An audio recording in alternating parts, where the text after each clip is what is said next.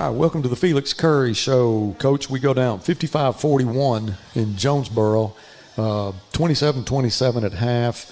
Saw some really good things offensively. The guys, you're talking about 375 total yards, but actually 391. We kind of had an add back on our rushing, which that's something we don't see very often. So kind of help us explain how that works. When you say add back, well, we had to take out of the total yards because we had a deficit in the run game. So the total yards overall, I think, we had 391 yards passing, but total yards we had 375 because we had 16 negative yards in our rushing. Yeah. So it cuts out again. Yeah. Well, anyway. Okay. Yeah, we'll try it anyway. All right, so tell us what happens, when in a situation like that. And we weren't doing very well on the run side, but we were doing extremely well passing. And right now, that's who we are. We're an explosive offense in the air. And unfortunately for us, we've seen a lot of great defensive fronts and the guys just doing things defensive-wise that's causing us some problems. Right. Sometime in rushing the ball, and then we're playing with some young guys, some inexperience there, and so we have to do what we have to do. And our passing game has been super explosive. Been getting protection from Moody, and those receivers are explosive receivers. And so right now we just have to go what's working.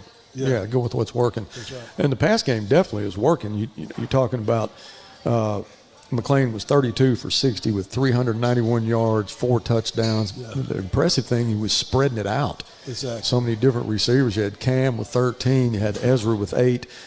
Clark with 5. Thomas had 4. Yeah. Ezra had 3 touchdowns Friday night. Then Cam had 1. And I think, talk about Cam, 13 catches for 201 yards. And watching him go vertical to get some of those, really got my attention. Well, we know he can leap, and unfortunate for us, but, fortunate now. A lot of people don't know that Cam has been, kind of on a bad wheel since Broken Arrow, and he's starting just now to kind of get, 100%, and probably even Friday wasn't completely 100%, but as he gets better, he's explosive. One thing that I've noticed too is a lot of our receivers, there's a lot of pass interference, and you got it. I mean, sometimes when these guys are running a fly route, all you can do is grab a hold of them. So that's some respect for. We wish they would call more of them. And I remind all the officials. I said, well, we got a quarterback with a big arm that can make all the throws. And I said one of the things that people do to try to stop us, they try to get a little pressure in our face and blitz us. But I say we have fast receivers, and I let them know ahead of time. A lot of these guys are grabbing and holding our receivers, and so you try to remind them to look out for it, and they get some and they miss some. Yeah, some of them are really obvious. Yeah. That everybody in the stadium sees. I remember being in your office last year and listening to you have a conference with the referees about Maury. Yeah. And how this guy is the fastest guy in Arkansas. They're going to interfere with him because that's all they can do. Yeah. Otherwise it's a touchdown. Just being a DB and coaching defensive backs, it is hard to man a guy that's real fast. And a lot of times, we try little cheat codes, and as a DB, in your DB world, you got some little cheat codes that you use, but I try to let the officials know we got some receivers that can go. And if you would help us out with the holding. Right. Yeah. Do you seem to get better response when you talk to them before and just let them know? Because they're aware of what we do, what kind of speed we have. But when you bring it to your attention, do you think it helps get you some calls? And it does. I wish it would have helped more. Yeah. Because, excuse me, you still have the moments where you look at an official and go, man, how do you miss that? Right. But that's part of the game. It's part of it. Yeah, it is, and I've seen it for years, where everybody in the stadium sees a call and you can't get the call. What does your pleading on the sideline to a referee, is it the louder you get, the more maybe they'll look at it, or is it just is what it is? And actually, I try a little differently, because I know sometimes, the louder you get, the more they show you. Right. And I just try to go to the guy on the sideline and say, man, come on, man. Right. You saw that. You saw that. Right. A lot of times it's coach. It wasn't my call, but I try not to get loud with it. And Right. every once in a while, you have those obvious calls that you look at and you go, how did you miss Right. that? How did you miss that? But for the most part, we try to just stay quiet Gotcha. with it. We talk about the receivers, talent they have. You got a young defensive backfield. Yes. And had a conference or a chance to talk to the Jalen and Max Chavez twins last week's show, and said, you guys have a little contest, interception contest. Yeah. And then when I was at pregame in the Jonesboro, I saw Jalen. I said, why don't you get a pick six? And what happens? Well, you need to say that again. I hear you. That was fun to watch. To all of them. I will. I'll try to be more. Let me spend more time on the field than in the press box. You come down. We got a tough one this coming week. Conway, who comes in 6-0, have a new coach. Buck James, who was at Bryant, is now there, and they obviously are going to come in as a big favorite over us. So, how does that position you? How do you get your team ready for a team like that? I mean, you've already played Bryant and did a great job. Your defensive scheme there was amazing. And I think it was, 10-3 late in the second quarter. You took them out of their game where they had to, they couldn't utilize their running backs like they would like to. They were going empty in the second half almost, whole time. exclusively. Yeah. So Conway coming in, they've got a very talented quarterback, Donovan Amalo, third-year starter, senior. Kids, if you remember from 2 years ago at Northside, he took them down 80, 85 yards with no timeouts, and that was as a sophomore. He's gotten better, so you got to be ready for that. Yeah, and just telling the team, we can't control who other teams are. Evidently, Conway's a great team, and everybody knows Coach Buck James is a superb coach, and he's going to have them ready just like he had Bryant ready for every game. But what we're trying to instill in our kids, man, let's just put one together offensively, Right. defensively, special team-wise, and just put one together. We haven't put one together yet, and that's what we're aiming for. They're a tough opponent. They're the best team in the state, I think, and that quarterback is a super player. But I think we got a super quarterback. I think we got an explosive offense. I think young and not a whole lot of depth, but I think we have a good defense. And I just think we got to do the things we got to do to give ourselves a chance to win and not give it to them. Get out there and play your best and just kind of see where the chips fall. When you're talking about the kicking game and one of the Chavez twins, Max, big game Friday night. I think he had a couple of field goals, perfect on his extra points, and they had missed their first one. So 6-0, we got a touchdown to Ezra. Extra point makes it 7-6, and you never know what's going to happen in the course of a game. When you start missing extra points or field goals. Yeah. But Max was perfect. Yeah, and he's been doing a great job.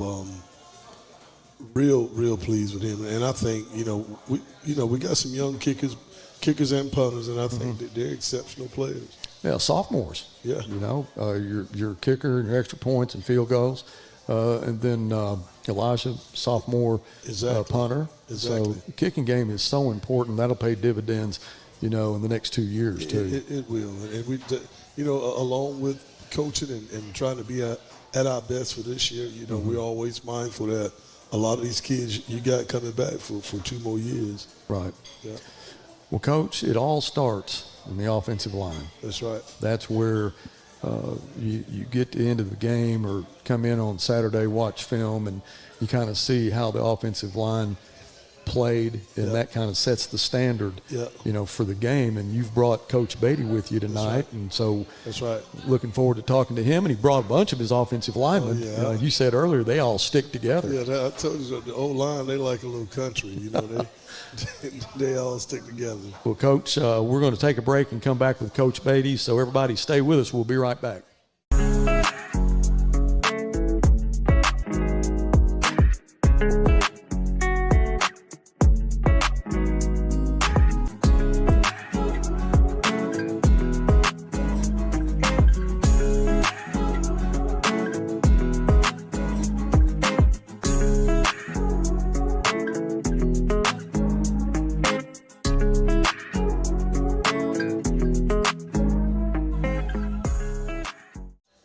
Welcome back to the Felix Curry Show here at La Huerta on 4th and Garrison.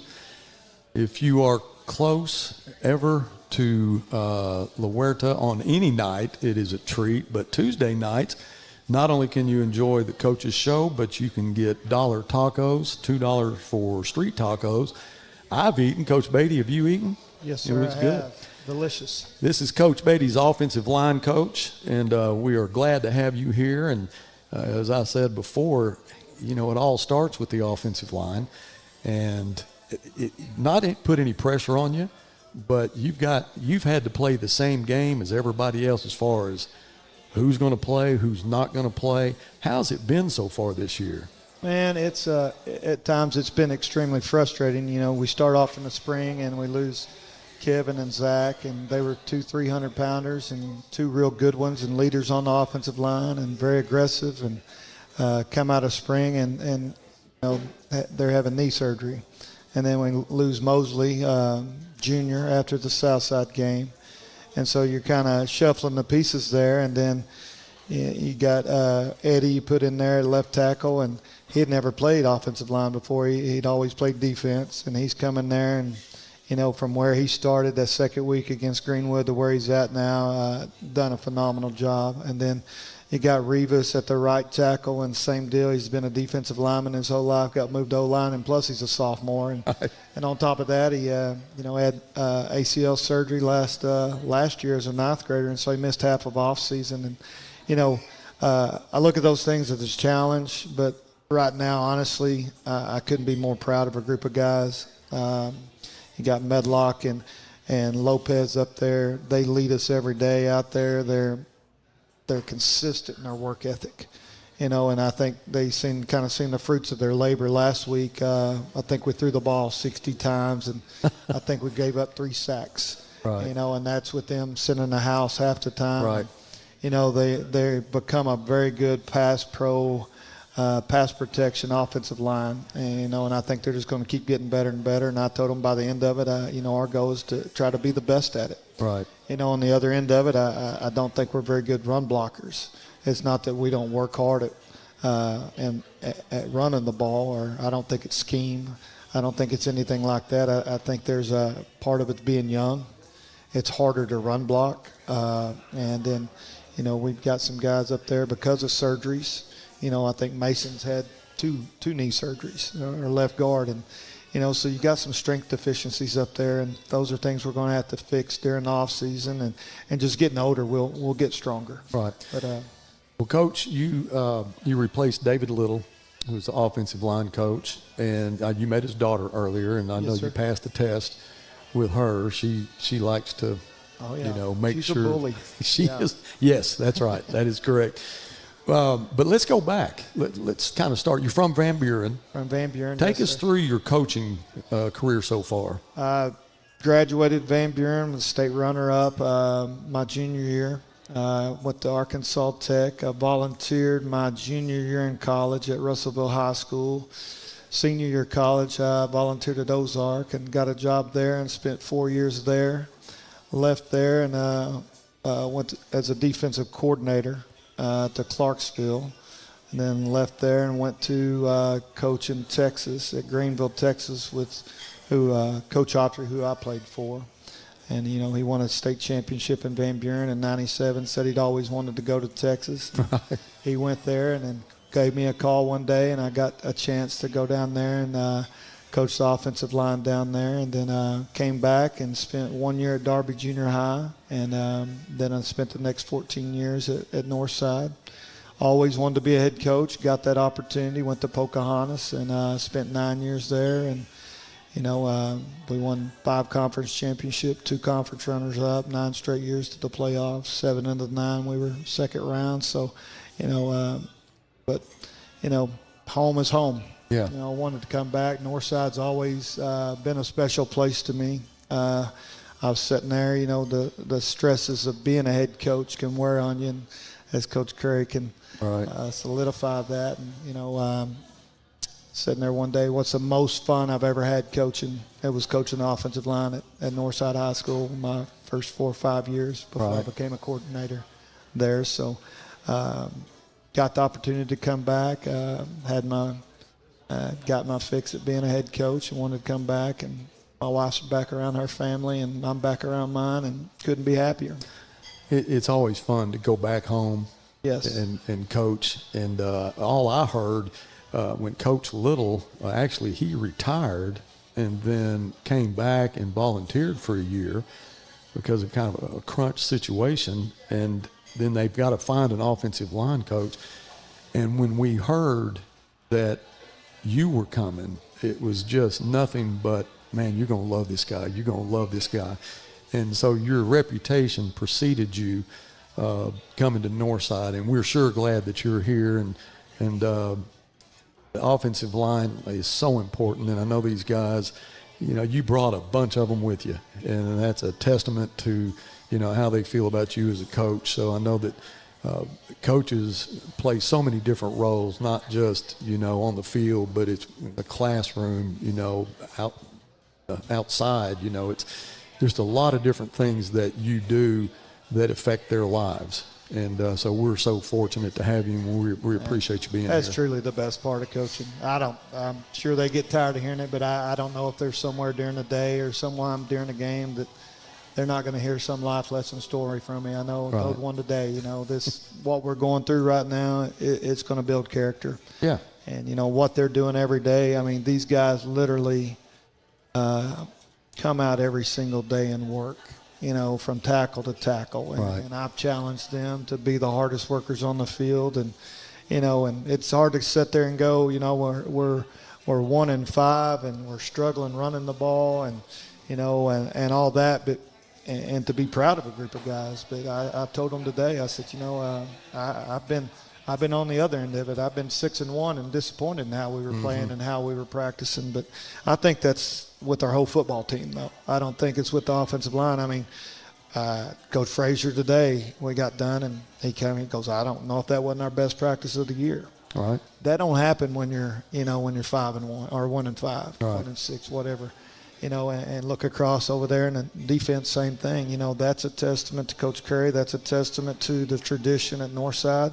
You know, we're going to come out here and we're going to work every day and just try to get better. And, you know, and that goes back to the coaches we have. I think we have a tremendous coaching staff. I think first and foremost, we have a coaching staff that loves and cares for kids and not just about them as athletes. They care about their future, you know, and you're coaching a different kid than what you were 20 years ago. It's my year, 27, and, you know, kids are a lot different now. You know, you can't have a 1957 model coaching a 2023 kid. I mean, if you do look up, and you're not going to have a football team. And these guys understand that. And, you know, like I said, it's just fun. It's fun to go out there and coach them. It's not fun getting your tail whipped, but it's fun. And Coach Curry made a great point today. You know, there's going to be a breakthrough game.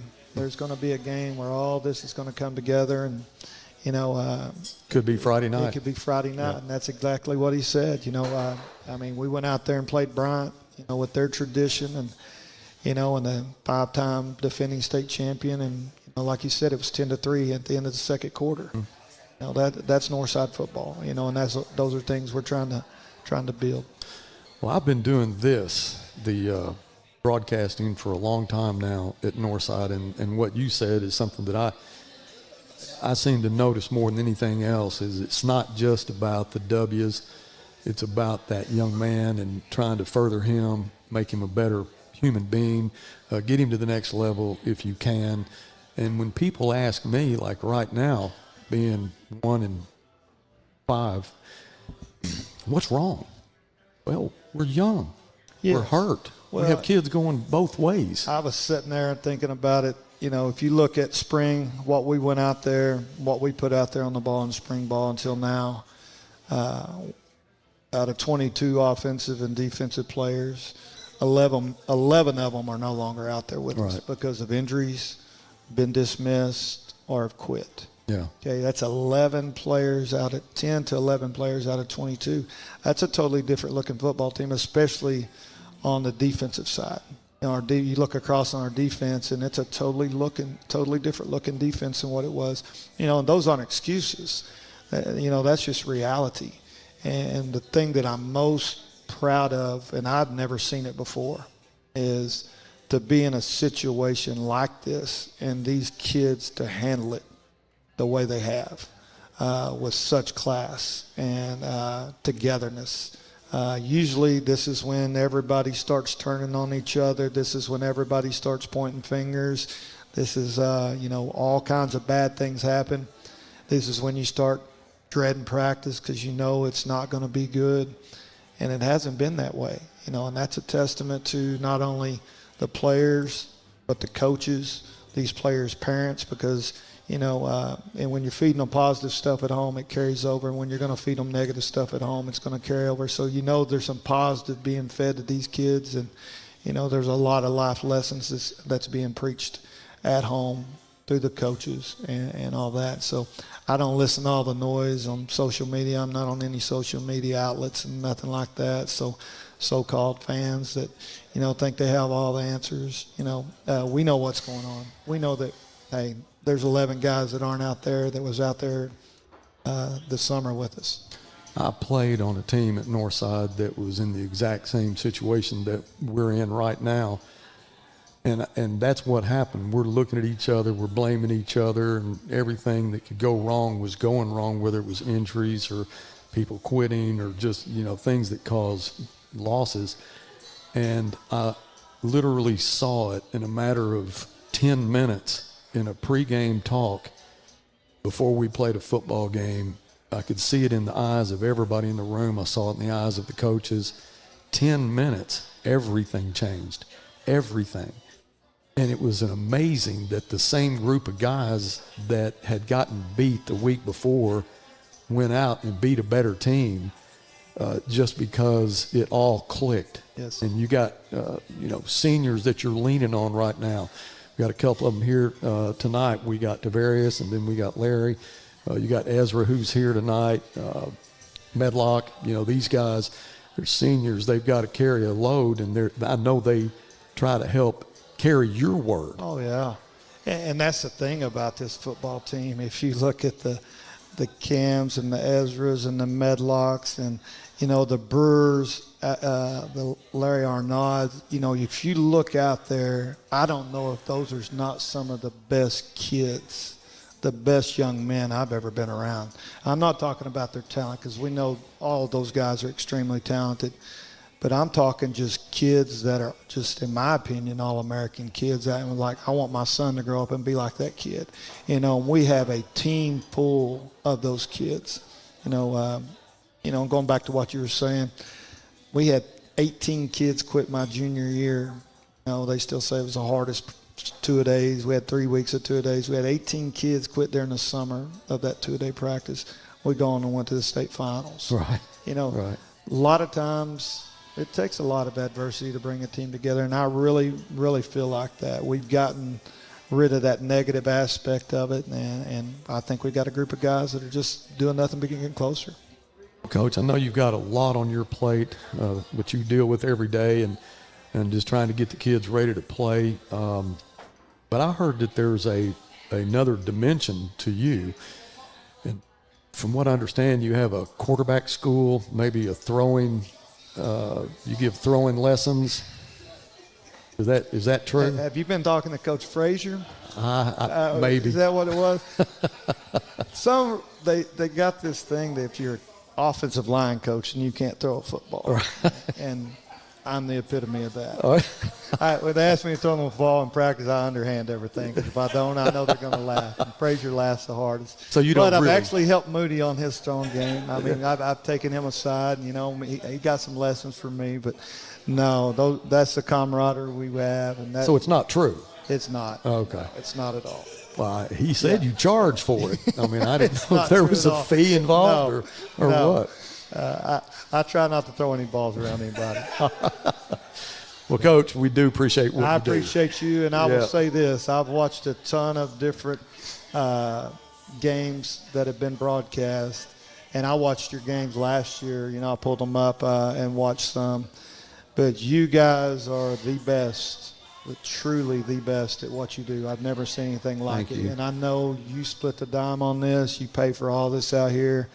You know, that's just class act, Buzz, and I appreciate you. Well, we appreciate everybody that comes together to do this.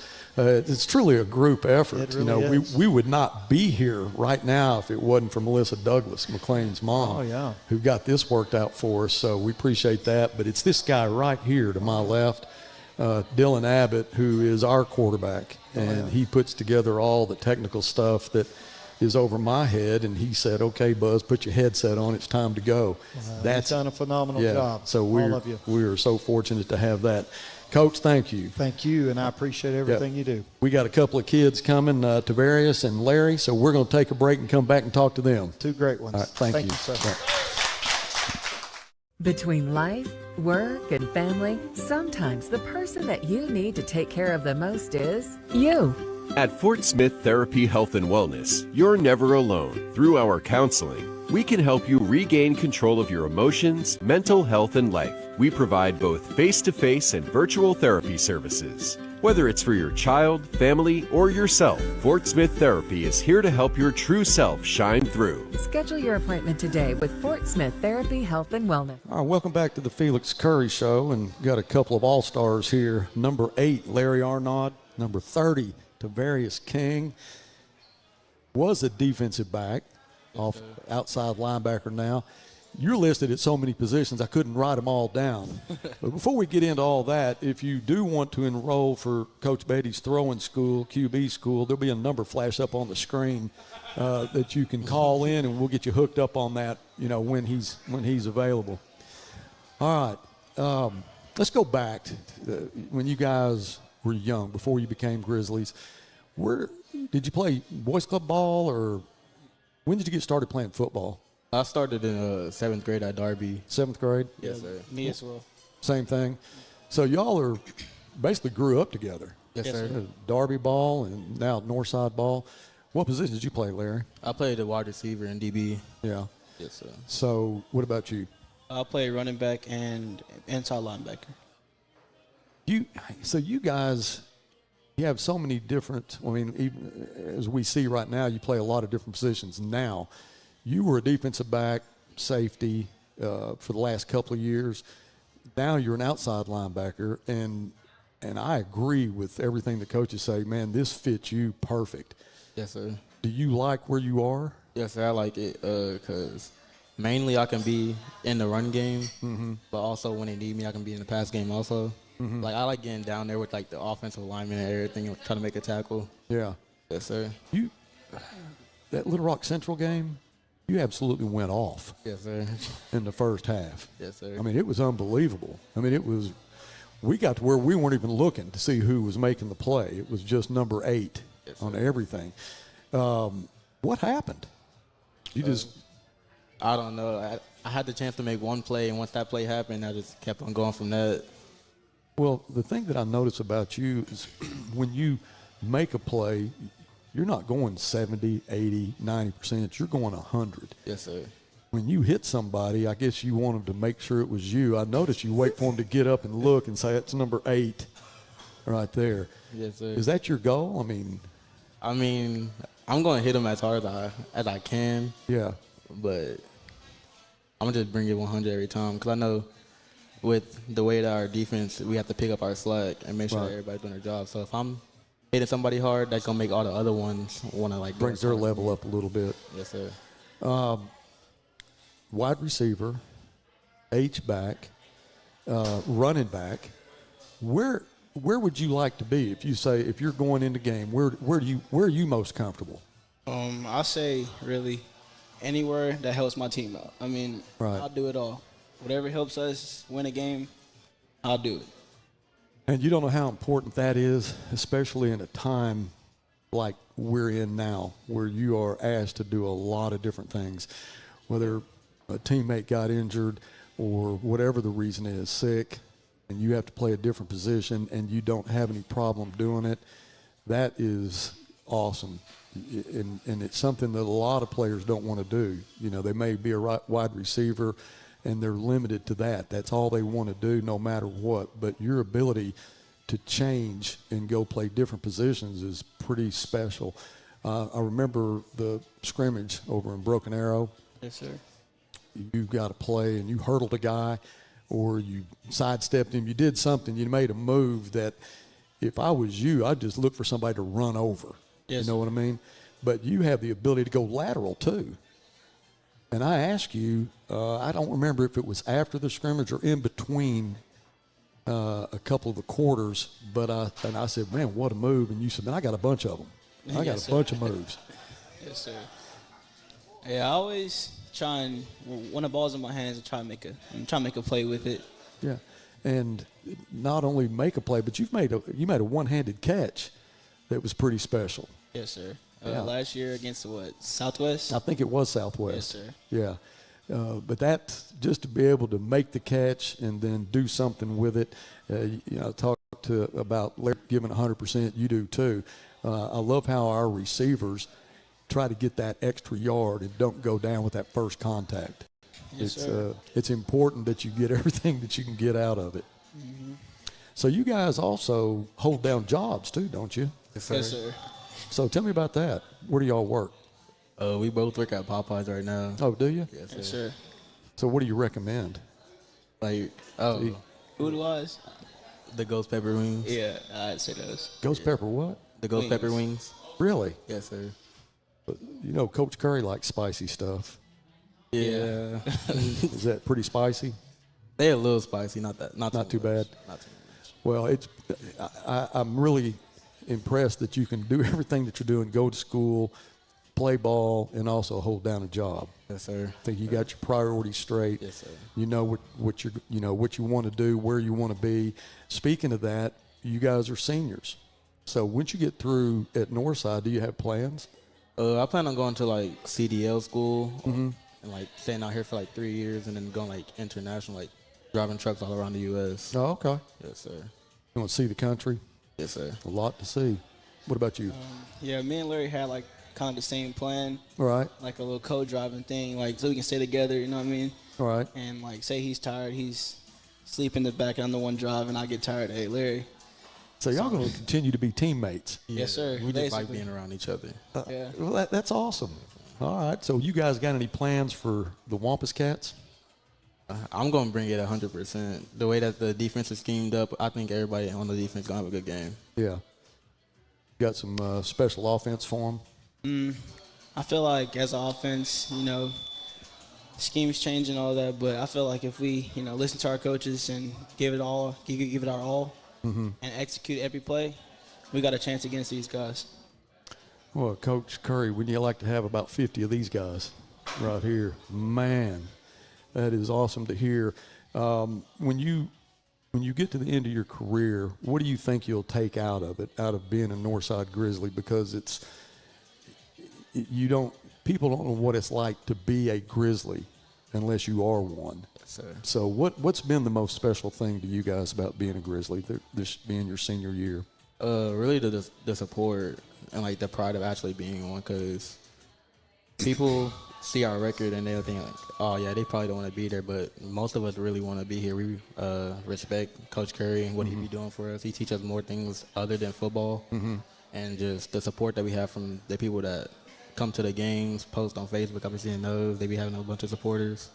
You can just feel the love.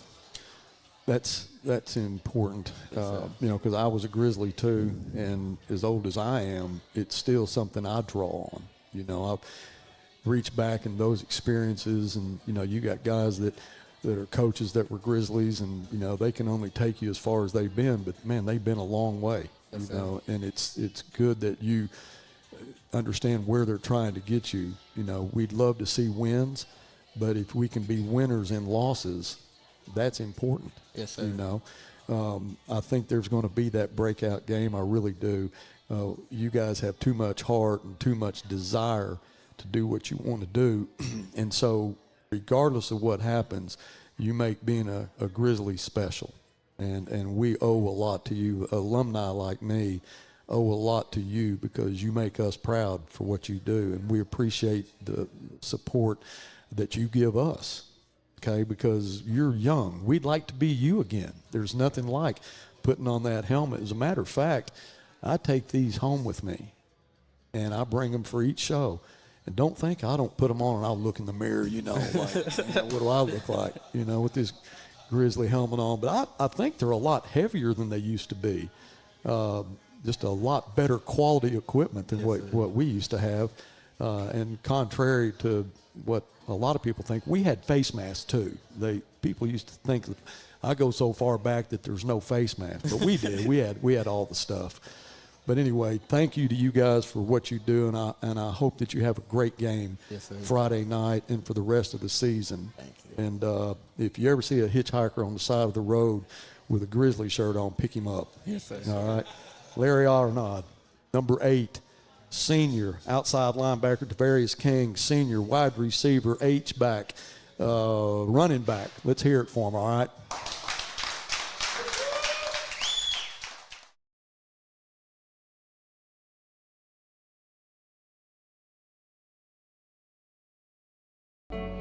Family. It's bigger than bloodlines, stronger than DNA. It's the circle we draw around the people that matter. The people we care about and care for. The folks who inspire us, guide us, root for us. Family means finding common ground, rolling up our sleeves, and making our way side by side.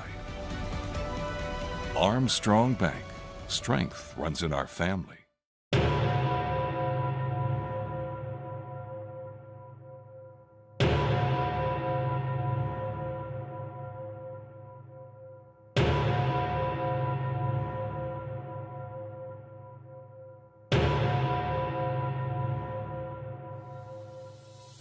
Northside football. It's the players running onto the field. It's more than 14 state championships and fans screaming, "Go Bears!" Moody wants to throw, throws it right side. Complete touchdown, Northside! Northside football. It's the city of Fort Smith standing together behind the first high school and a mascot like no other. Moody looks, throws it. Complete. Rashawn Clark still on his feet. 10-5. Touchdown, Rashawn Clark. Those select few who put on the jersey are chosen. They wear the colors. They pay the price. And they succeed. They are Grizzlies. McLean going to keep it himself. McLean at the 10-5. Touchdown, McLean Moody. Together we stand as tall as the old smokestack on top of our beautiful campus.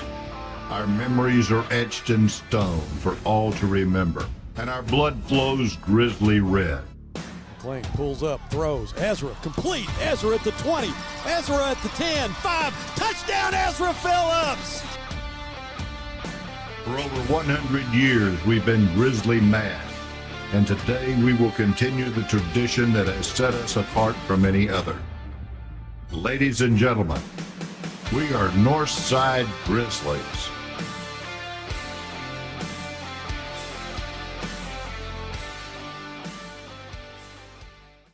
Grizzly Sports Network presents your starting lineups.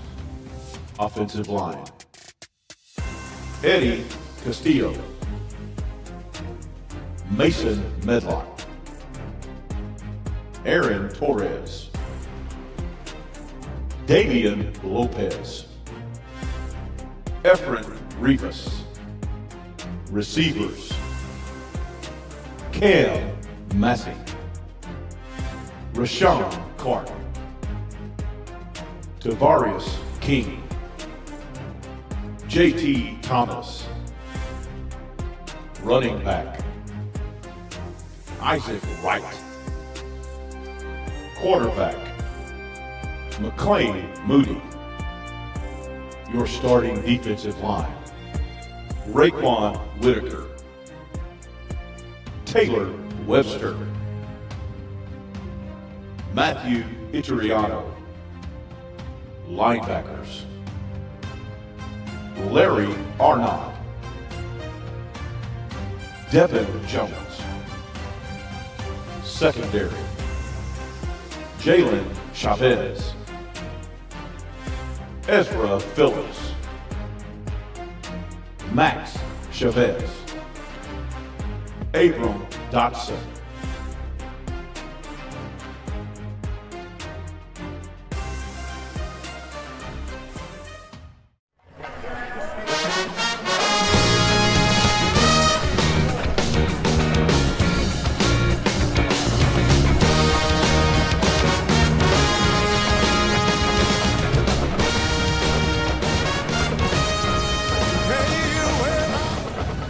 Good evening, everyone. I'm Buzz Sawyer alongside my broadcast team, David Little, Jeff Ferris, Mike Fuller. And on behalf of Felix Curry and his Northside Grizzlies, we welcome you inside Mayo Thompson Stadium. Beautiful night for a football game. In my opinion, the number one team is in the state. They're 6-0, 3-0 in the conference. That is the Conway Wampus Cats. Big game tonight. The Grizzlies come off a defeat against Jonesboro. I believe it was 55-41, 27-27 at half. The Cabot Panthers got it handed to them by the Wampus Cats last week. So they're coming in off a win. We're coming in off a loss. Got a few more injuries tonight. The Grizzlies have played, it's been a game that's not been fun for them, definitely. Talked to Tavion Perry. He's not going to play tonight. Zion Bishop's not going to play tonight. So we're going to see. We're not real sure till game time exactly who is going to play, but it is a beautiful night, and we have the Hall of Fame inductees took place in the cafeteria, and one of our own, Mike Fuller, has been inducted into the Hall of Fame, and we're extremely excited about that. We're going to get to see probably some recognition at halftime, but I believe we got him on the field now. Coach, can you hear me? Can you hear me, bud? Yes, sir. Yep, I can hear you. Well, first of all, congratulations, Coach. It's well-deserved, and, man, I just like hanging out with Hall of Famers. Oh, buddy, you're a funny guy. But I appreciate it, Buzz. It means a lot. This was a lifelong dream of mine from when I was a kid. And Coach Rowland gave me the opportunity to come back. And at that time, we were in pretty bad shape, and do what we could do to make this program relevant again. And I know we're on a little bit of a hard time right now, but I do know Coach Curry and those guys will continue to work to get these young guys ready down the road. Yeah, and when you talk about when you took it over, it was basically in the dark ages then. And as an alumni, Northside, we keep up with it. These kids, we want to see some winning programs, and especially in Fort Smith. You want to be the best in Fort Smith. That was the number one goal, Coach, and it just took you a couple of years to get out of that 11-game losing streak that we had and get it back to a streak that we are extremely proud of. Yes, sir. That was number one. It took a little longer than what I wanted. I look back at it, and we lost that first year 14-10 and had two drives where we were inside the 5 and fumbled the ball. But we just didn't know how to win yet. But it was fun. It was, Coach Rowland challenged me to do everything within the rules to get this thing back the way it was, or close to at least being competitive in the state. And I feel like we did that. A lot of great help with the assistant coaches that were here. We've had a lot of really good players come through here while I was here, and then of course our fans. I remember this thing was packed. Yeah. Just exciting times, and it's just, again, one of those things. And I was able to be here with my family that I was away from for 27 years, and my dad got to my dad got to sit up there and watch us beat Southside, and a month later he passed away. So definitely one of the happiest memories of my life. All right, Coach, we're going to step back for our moment of silence, pledge allegiance, and then our national anthem. By being respectful to all our friends. If there is a medical emergency or a safety and security concern, please contact an FSPS police officer. For your convenience, the officers are located throughout the field. Enjoy the game and go Bears!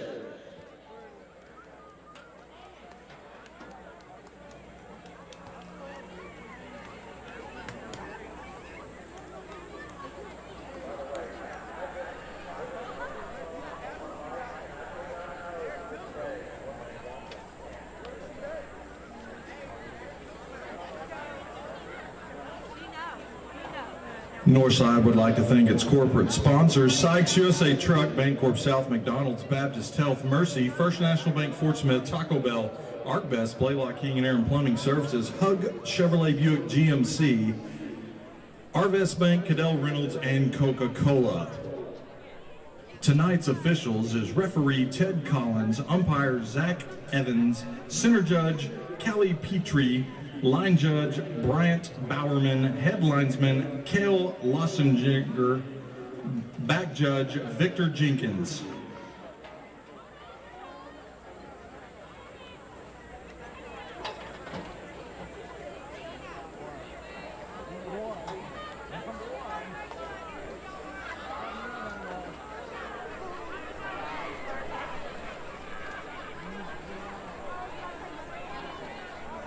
Ladies and gentlemen, please rise and remove your hats for a moment of silence, followed by the Pledge of Allegiance.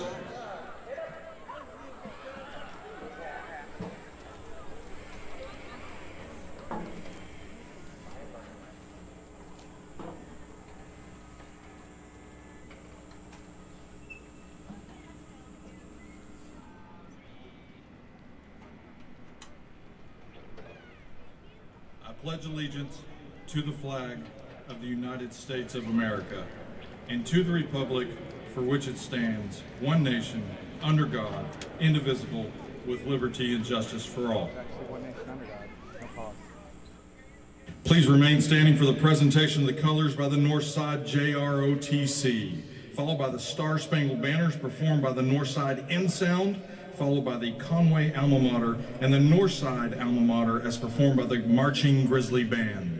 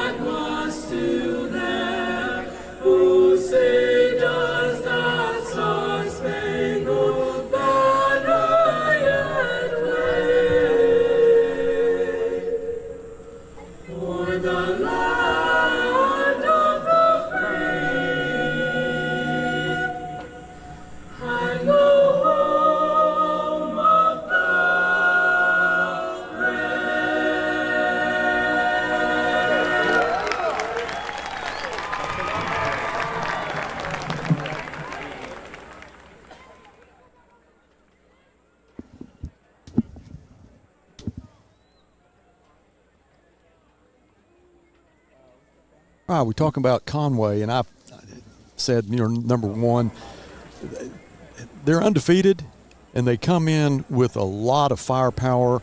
We remember this team from 2 years ago here when we thought we had them beat, needed a first down. I think we had a 4th and 1 and gave it to Ty Massey, and I think everybody in the stadium saw him get the first down. Got a bad spot.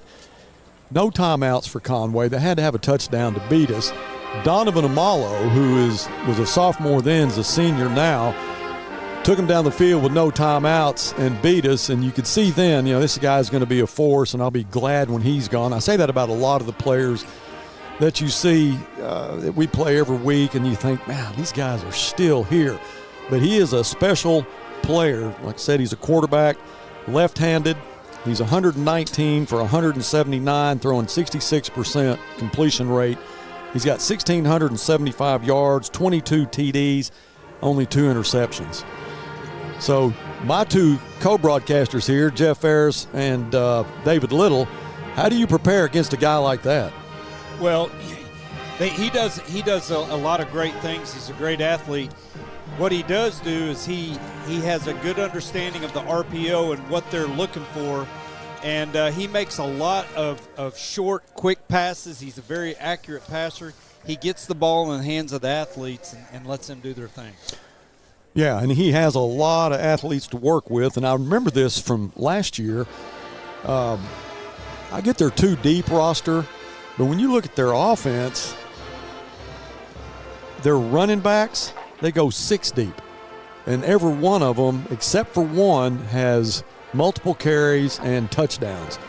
So their starter is Desmond Davidson. He's a senior. He's got 73 carries, 345 yards, and 5 touchdowns. Also, he has 4 receptions for 51 yards and 1 touchdown. So he's going to be a guy that you're going to see him, he's going to get it through the air. He's going to get it on the ground. But if he gets a little bit tired, there's 4 more behind him. They're that way with the wide receivers, too. Zach Coolbeth is a junior, 3 receptions for 67 yards.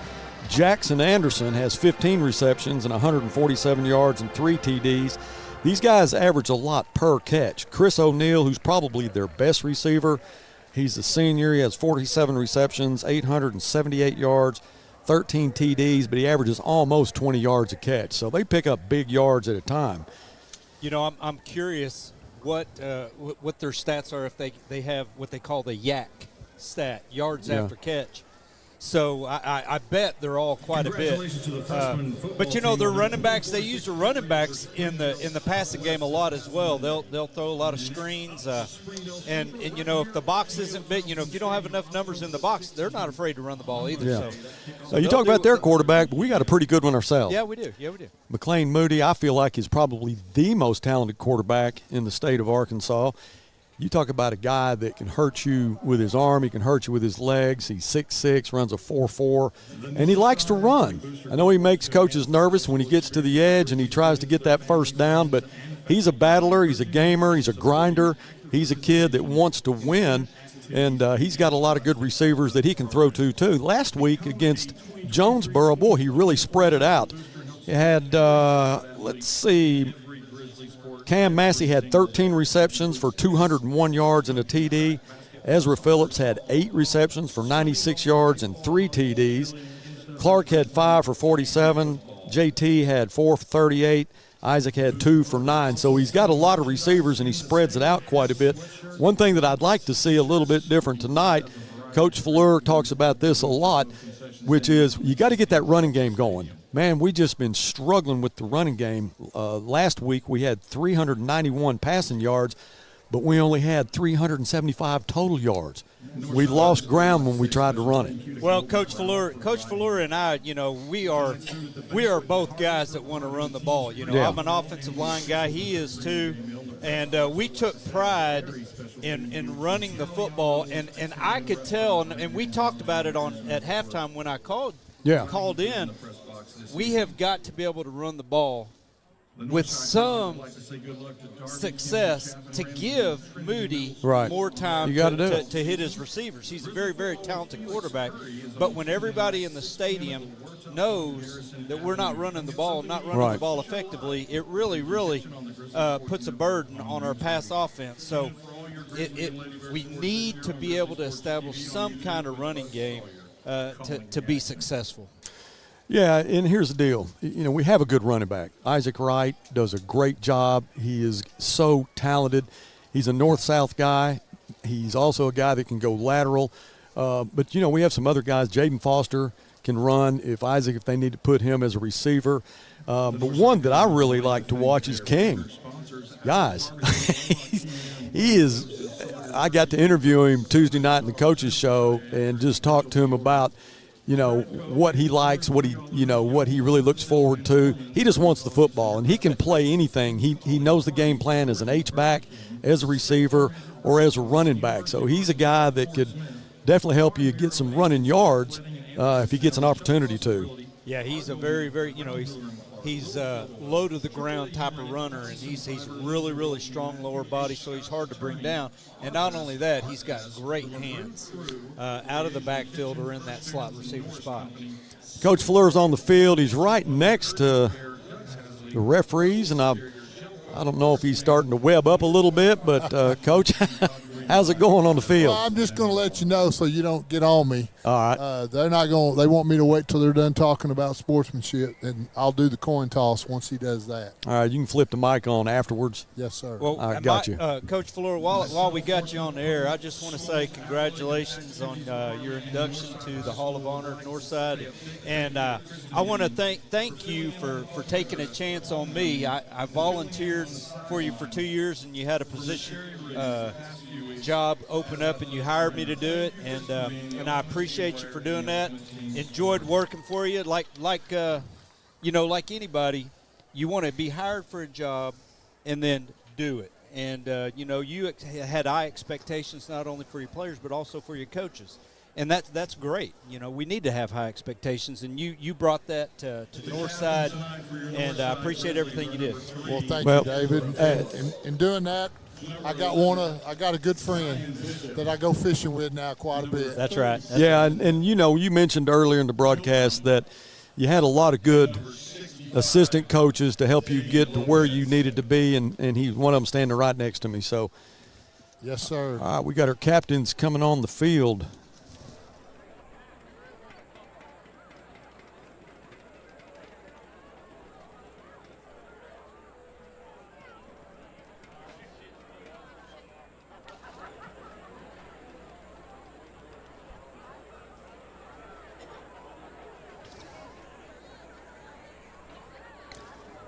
Damian Lopez, Zion Bishop, and Ezra Phillips. Ezra's getting some instruction there from the head ref.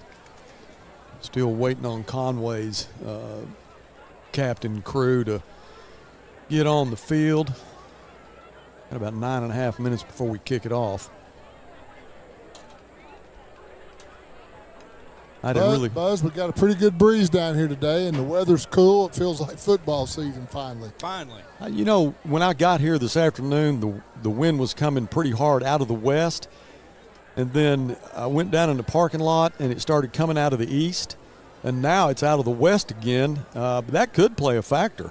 Yeah, it's blowing pretty good. I mean, if you're a throwing team, it could have some effect on you.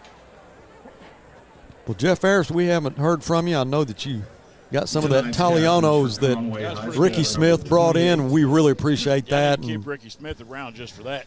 Yeah, used to be Coach Burnett that was in charge of the press box, but Ricky has taken over, and, man, you talk about doing a good job. Italianos was here 2 years ago. Jeff missed that meal, and I've been rubbing it in him ever since. So I said, don't miss this one, and it is sure worth it. Lasagna, sausage and onions, and the desserts are pretty special. Garlic mashed potatoes, pretty nice. You had told garlic Joe mashed potatoes for dessert? Oh, I would. Yeah, fine with me. I was talking to Joe Calderera earlier, and he said he was telling me what all he was bringing. I said, brother, I'll be asleep at halftime.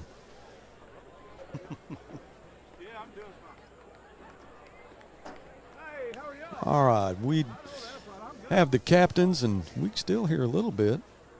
He's going to cut it off now, and as soon as he gets through the sportsmanship information, then we'll flip it on and get the toss. That's your tail. All right, here we go. What do you call? Tails. He called tails. Tails, you've won the toss. You want to defer. You want to defer. You want to receive. Which way you want to kick from? The clock. You want to kick from the clock. All right, step right back. All right, Buzz, you heard it. Conway won toss deferred. We took the ball, and they'll be kicking with the wind to start the game. All right.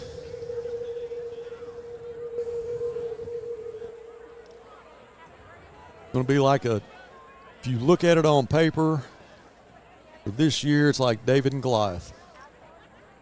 There was a good outcome with that. Could be a good outcome with this. I have faith in our Grizzlies. I will say this, they play hard with what they have. We've lost so many players to injury. Again, as we talked earlier, Tavion Perry, who's just a force on the defense, he's not playing. I think he'll be ready for North Little Rock, which is next week. And then Zion Bishop, who you see coming off the field, number 11, he's out tonight too. And Buzz, that's just recent injuries. You know, we've talked about this before. There's two starting offensive linemen over here on the sideline that hadn't even got to play this year. Lost them this summer, so that's really, really hurt us as far as offensive line play and depth. And then you've had a lot of guys play hurt. Cam Massey has been playing hurt most of the year. Carter Techmeyer, I saw him. I think he's dressed out. I don't know that he's going to play tonight, but he's been hurt. But before we get started, we talked about the Hall of Fame induction, and we are so thankful for the inductees, and I want to mention all of them. David Guerin is one, Ricky McGill, Joe Paul Alberti, Alan Camp, Ellis Bishop, our own Miss Sherry, well-deserved, and Coach Fleur. Right. So Miss Sherry, who has been a staple for athletic program for Northside for years and years, and her reputation goes statewide. I actually had an injury in Bryant a couple of years ago when I was in their training room, and their trainer, who was pretty new, she was maybe in her second year, when she found out I was from Northside, she said, "Well, do you know Miss Sherry?" I said, "Yeah." Everybody knows Miss Sherry. Yeah, our thoughts and prayers are with her, and hopefully she'll, knock all this out. Yeah. And she doesn't like to sit around and do nothing. She wants to be well, so we're wishing her the best and a speedy recovery. Also want to say, got some birthdays that are pretty close together. Melissa Douglas, who her birthday is actually today. That's McLean Moody's mother. Ezra had a birthday. Techmeyer had a birthday. Coach Fleur had a birthday yesterday. And then our own Ashton Little. And she said that tomorrow her brain will be fully developed. So watch out. Well, good for her. Yeah. And also, before we get started, I want to say a special hello to Jeff, one of our friends that watches our broadcast. That is Perry McCourt. Appreciate Perry watching. And, brother, we love you. Yep.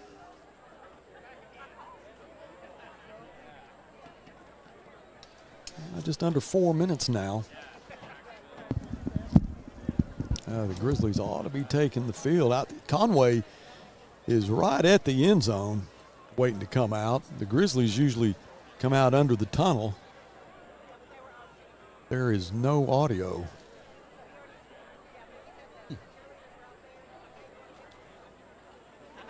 Well, it looks like to me they're doing the they're doing the intro, but there's no audio.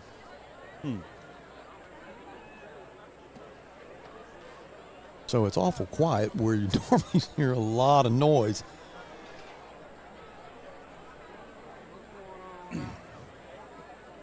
Conway has had a few pretty tight ball games. One of the non-conference game against Bentonville, who is probably one of the top two teams in the 7A West. Conway beat them, and I think they beat them 42-39. Yeah, it was a close game.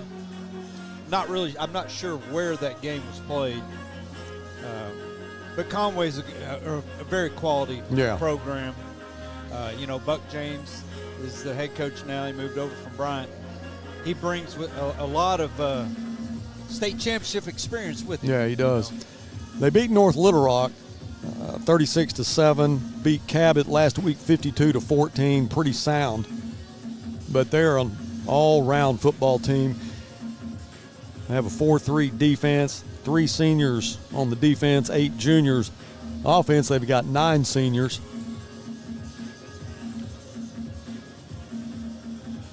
This broadcast is being brought to you by Fort Smith Therapy. Yeah, when you start 9 seniors on offense, that's that usually is a good sign. Yes, it is.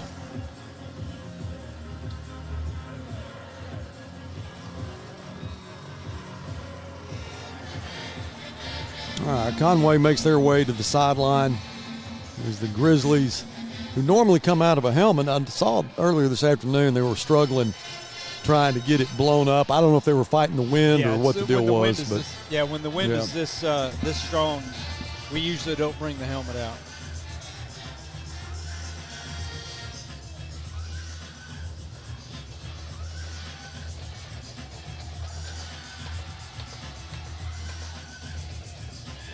You know, the wind, not only is it a factor in the passing game for both teams, but it's a factor in the kicking game as well. Yeah.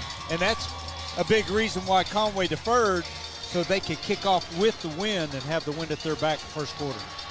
You know, you talk about the kicking game. Max Chavez last week against Jonesboro, perfect night, had 2 field goals, 2 for 2, didn't miss any extra points. I was talking to Coach Curry about kicking off, and Chavez has been doing the kicking off, but he said that Elijah Rogers, who does the punting for us, did some kicking off in the JV game, and he said, man, he was kicking in the end zone. It was unbelievable. I said, well, he's not a polished punter. He's just a strong leg and just goes and kicks it, and it's impressive. If he ever worked at it and tried to hone that craft, who knows how good he could be. And I'm sure he will. He's he will. Sophomore. But and I asked him, I said, do you like it? And he said, it's all right. But then as far as kicking, he's kicking them in the end zone. And I said, well, Coach, is he a sidewinder? I mean, because I don't know. And he said, I don't know either. He said he just goes and kicks it. All right, Ezra, JT, Isaac Wright will drop back. Desmond Davidson, senior, will tee it up for the Wampus Cats. He's waiting for the white hat to give him the go-ahead. There it is. And we are underway. That's going to go to Ezra at the 4. Ezra tries to break outside, and he is not going to get to the 20, and there's about 6 white shirts there to bring him down. So Ezra's got his blood flowing now. Big game last week, 3 touchdowns. Ball will be at the 18-yard line.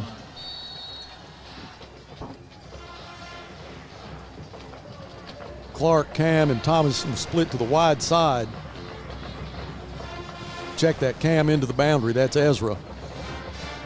Now Moody looks right side. That should be interference. Or maybe he just tripped up and it was intended for JT. No, I believe he hit him in the back. That was Ben Chandler. He didn't hit him hard, but he hit him enough to knock him to the ground. Ben Chandler's the one that hit him, and I couldn't tell from here if JT just caught some turf or what, but no flag. 2nd and 10.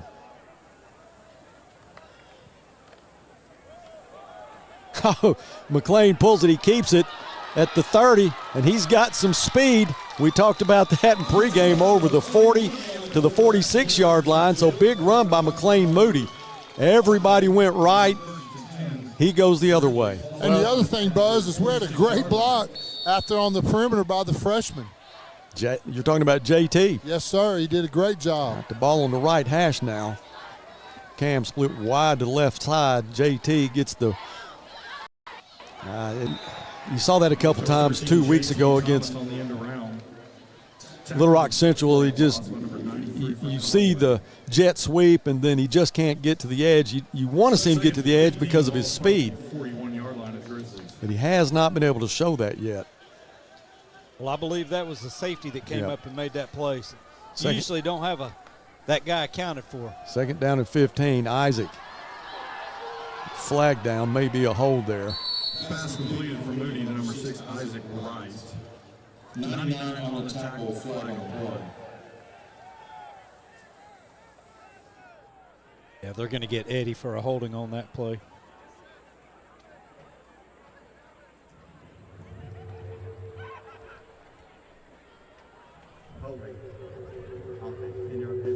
A little trouble with the field mic. I know they were testing it earlier. I like the way we come out and we're trying to spread the ball, get to different people, not dropping way back, giving them time to get a good rush on us, getting rid of the ball quick. All right, they pick it up? No, Conway declined the penalty. They declined it. I got you. All right, so the ball is at the 46. Penalty was declined, brings up 3rd and 10, ball spot at the 46-yard line. So that'll bring up 3rd down and 10. Moody looks to the right side, throws it incomplete, in and out of the hands of JT. I don't know that he could have gotten the 1st down. That'll bring in Elijah Rogers to punt it away. Well, it had made him think about going for it on 4th down. At least it had done that. Jacoby Wade, senior safety, will drop back to return this punt. Cam Massey will snap it in the absence of Eric Brewer. I need to get an update on Eric. There's a possibility he might be able to get back with us.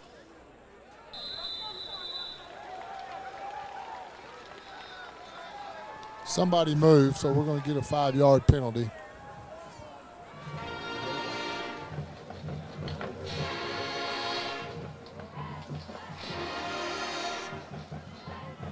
The new line of scrimmage will be the 41.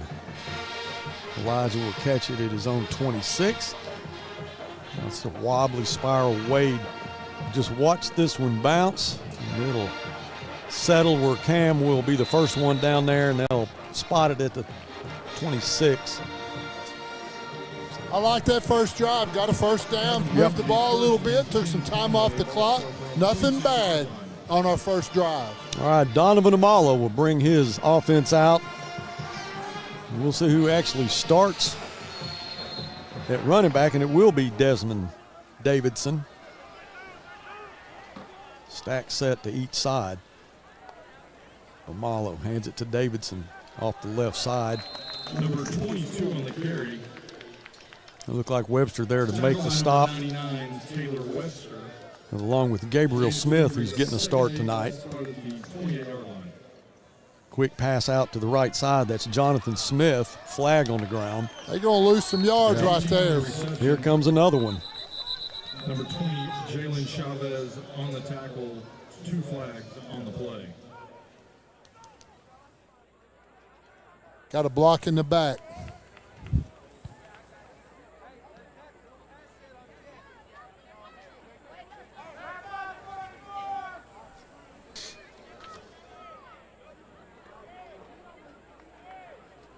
Good start for our defense.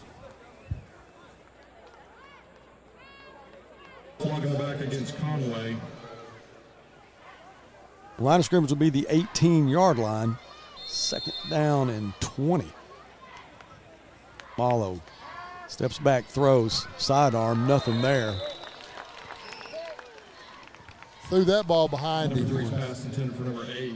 Incomplete. So here's a big down for the Grizzlies with a 3rd down and 20, and this is something we haven't done this year very well, is win 3rd down, especially in critical positions like this, which would definitely force a punt.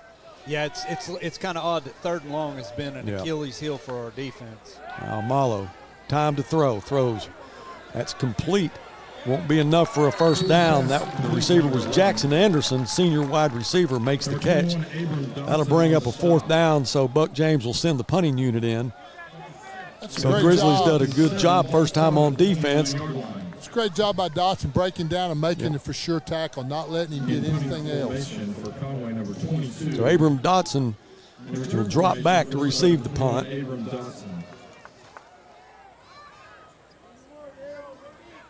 And Major Mahar will kick it away. Dotson at his 34. Good snap. Plenty of time to kick it end over end. And Dotson will get away, and it takes a Grizzly bounce, hits it to 35 and comes back to about the 37-yard line. So the Grizzlies, great job defensively. Now McLean Moody will bring his offense back out. Got a little better field position to start this out.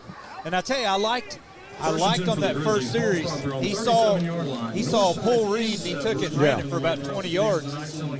Give him a lot of confidence right there. That drawing will be held after the third quarter kickoff. In-steppers of $1 apiece, 50-50 tickets. Cam into the boundary. JT goes wide to the right side of the field. McLean, quick pass out to Isaac. Isaac. Moody's pass complete to right. They get back to the line of scrimmage. Number Nothing there. 23 on the stop for Conway. Hammond there to make the stop for the Wampus Cats. Ball spot at the 38-yard line. Pickup of 1, 2nd down and 9 for McLean. McLean gives it to Isaac. Isaac grinds up the middle to the 40. Right on the carry. Isaac did a really good job of turning it up as soon as he got it. He saw a defender coming off the edge untouched, so he had to turn it up and get what he could. He did a good job there. It's over the 40 to the 41, 3rd and 6. Trips right side. That's the wide side of the field. McLean throws over the head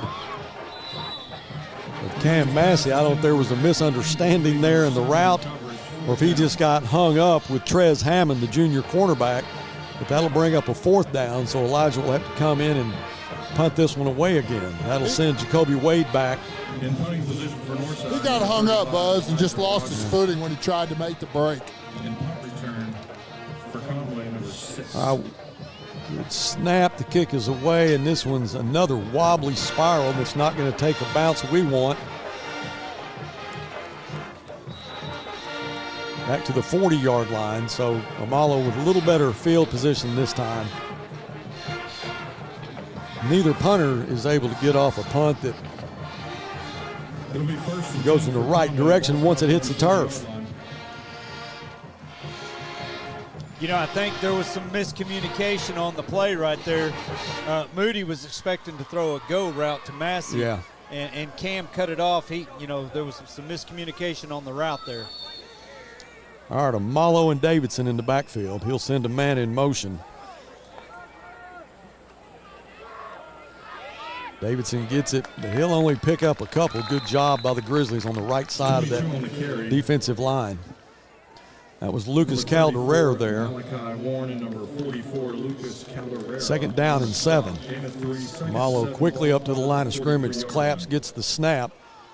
Hands it to Davidson again. Davidson right up the middle. He'll get 2 or 3 more over the 45 to the 47. You know, Buzz, they're running a counter there. They're pulling the guard, tackle, and the H-back from the backside leading up in there.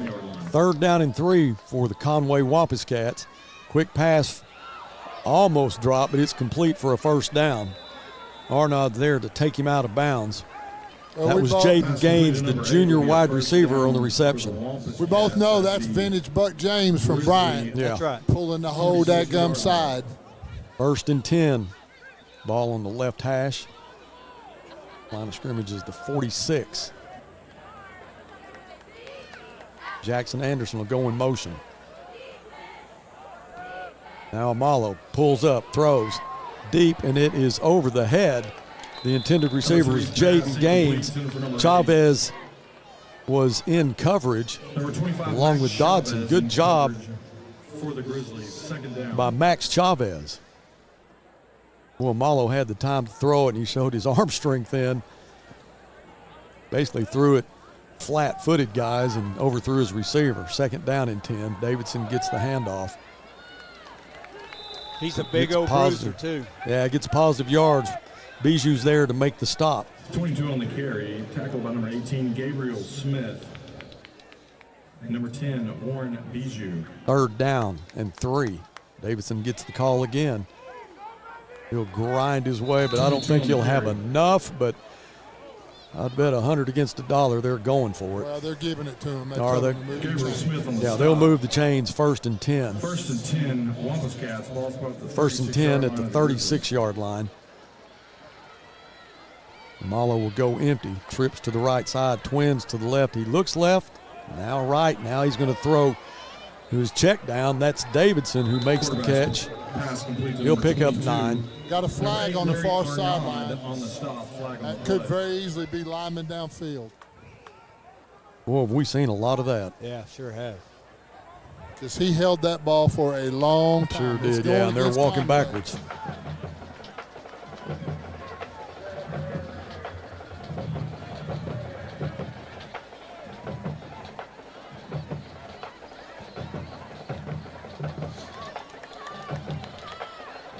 Legal man downfield. Back to the 41-yard line. 2nd and 15, ball spotted at the 41-yard line.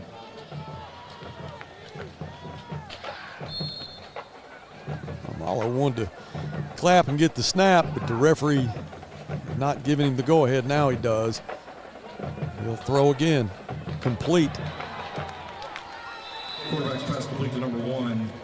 That was Calderera on the stop.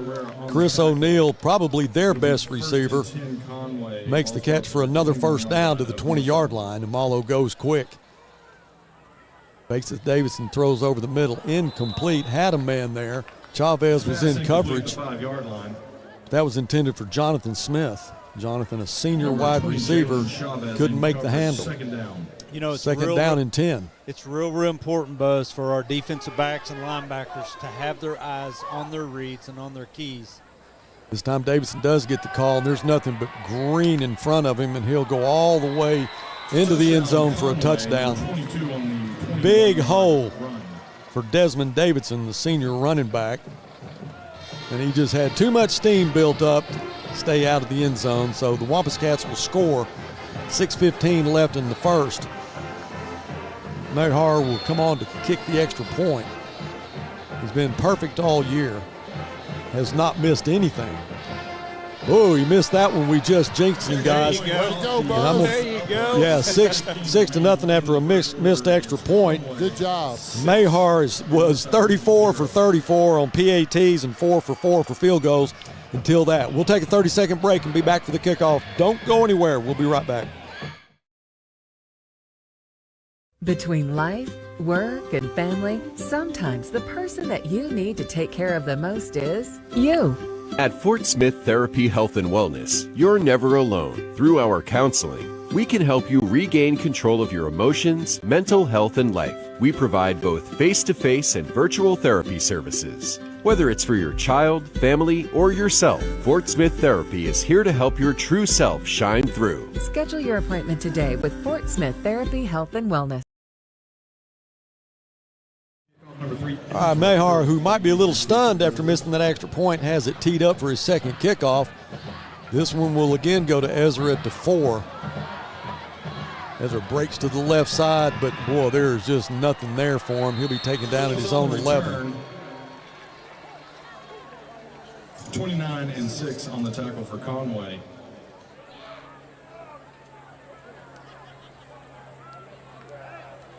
All right, the Bears down 6-0 with 6:08 left in the first quarter. Again, we have a Hall of Famer on the sideline. Mike Fuller was inducted tonight, if you're just joining us, along with Miss Sherry and a few others that we'll talk about later. They're going to have some recognition at halftime, so be sure and watch that.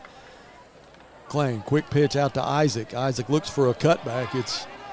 He'll get something out of nothing, guys. He didn't really have anywhere to go. Defensive end for Conway did a good job of staying flat down the line. Didn't really give him much.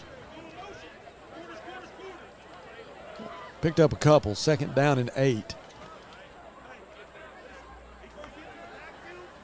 Moody, quick pass out to the right side, in and out of the hands of the intended receiver, Isaac Wright. So that's going to bring up a 3rd down and 8.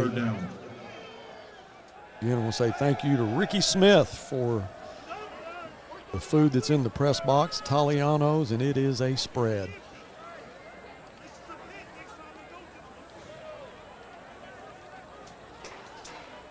Cam split wide to the left side. He'll be manned up from Trez Hammond. Moody drops back. He looks. He wants to throw to Cam. Cam makes the catch.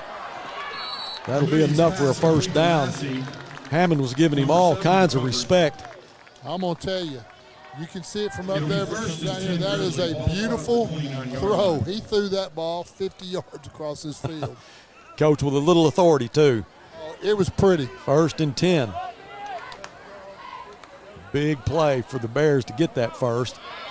Isaac, who would love to get the running game established here, just can't find that crease. It'll be 2nd and 12, ball spot at the 27-yard line of the Grizzlies. Loss of a couple, 2nd down, 12.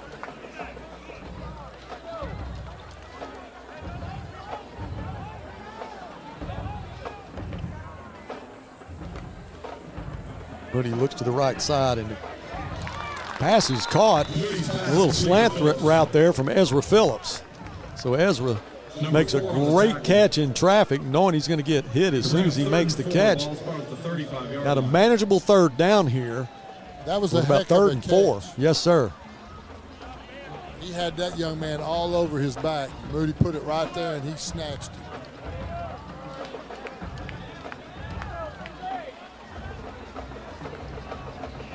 Moody, quick pass again to Ezra. Can he hold on to it? Boy, he did all he could to hang on to it. Just lost it as he was going down. That'll bring up a 4th.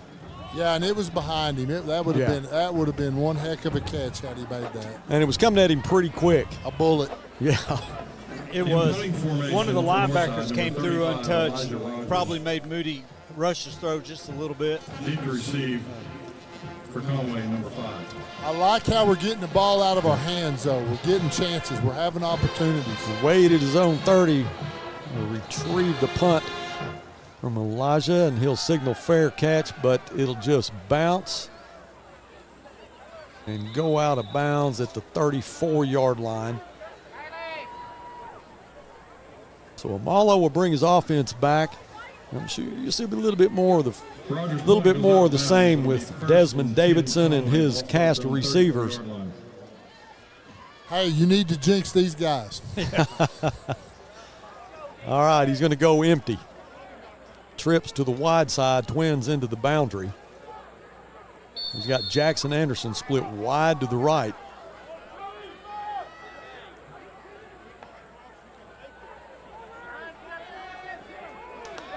That handoff was Caden Henderson. He's another one of the running backs that they have, and they have a lot of them. Caden Anderson's a senior. He's got 35 carries before that carry for 158 yards, 8 receptions for 57. He'll get the call again, showing his speed, getting to the outside across midfield. Look like a hold. Looked like a hold out here, but they didn't call it.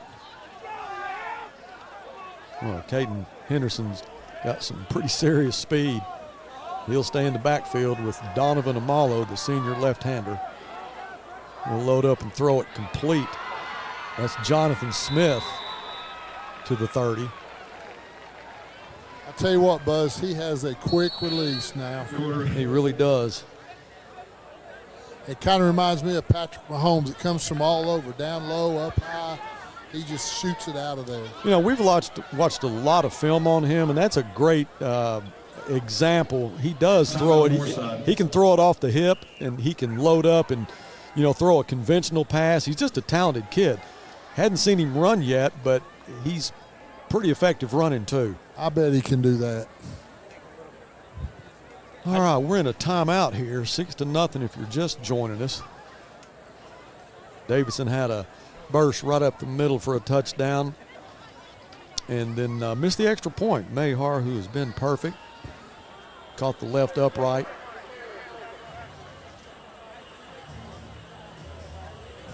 The line of scrimmage is the 30. Amala will have a 1st and 10.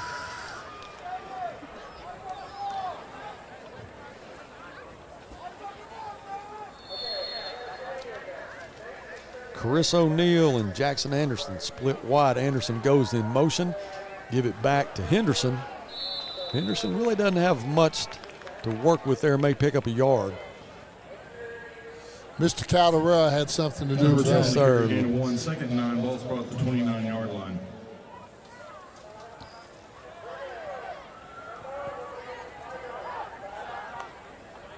Malo claps and tries to draw the Grizzlies off sides. He's successful. So the 2nd and 9 will go to a 2nd and 4.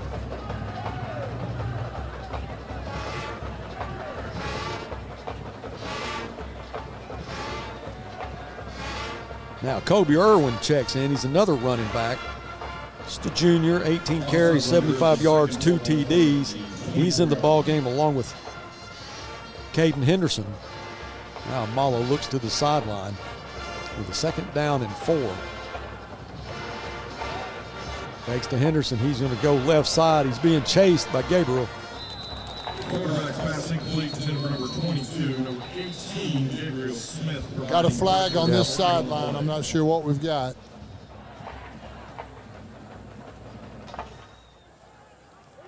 I can tell you this, number 3 wasn't going to outrun number 18.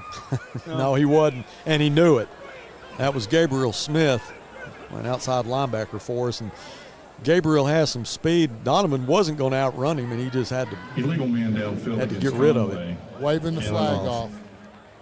Well, it's because the pass was behind the line of scrimmage, so they can be downfield. All right, 3rd and 4. Jonathan Smith split wide to the left side, along with Chris O'Neal.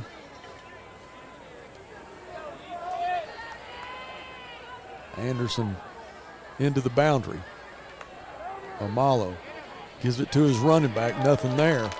That'll bring up a 4th down. Number 2 on the carry, number 32 on the stop for Northside, Devin Jones. That was Henderson that got the call, but couldn't get much, and he's hurt.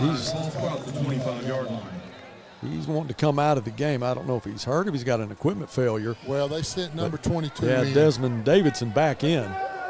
So he'll be the lone back in the backfield. Chris O'Neal wide to the left side. Amalo is going to roll to the left side. This is a 4th down, guys. He throws it, and it is incomplete. So the Grizzlies with great pursuit there, and that was Gabriel again putting the heat. Gabriel putting the heat on Donovan Amalo. He throws an incompletion, so the Grizzlies will get a turnover on downs.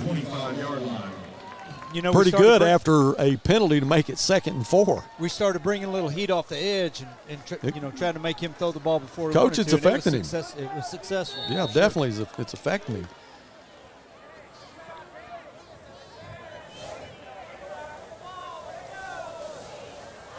Tavares King's in the game now, Buzz. All right, TK.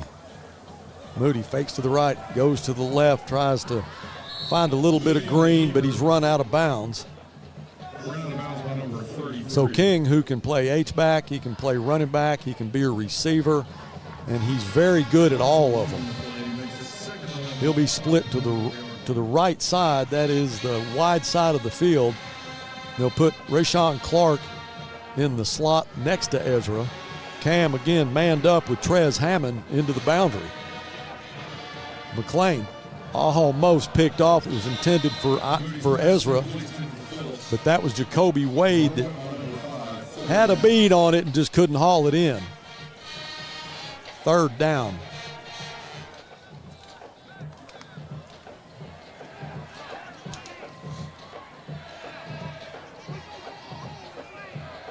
So we'll go with the same setup as Clark's looking for a place. He goes to the right side. He'll be there with TK and Ezra.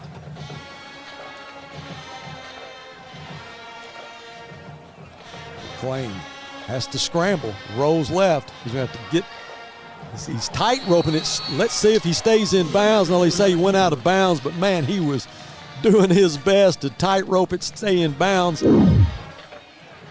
And that will bring up a 4th down. So Rogers will have to come back in, and I'm sure Wade will go back.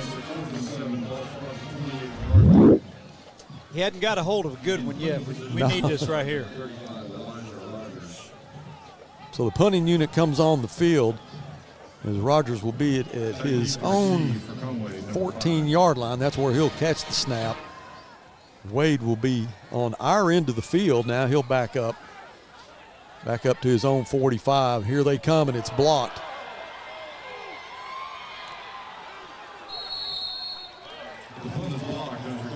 So that was picked up by John Paul Sexton, the junior outside linebacker after the block. So Conway will have it 1st and 10 at the 20.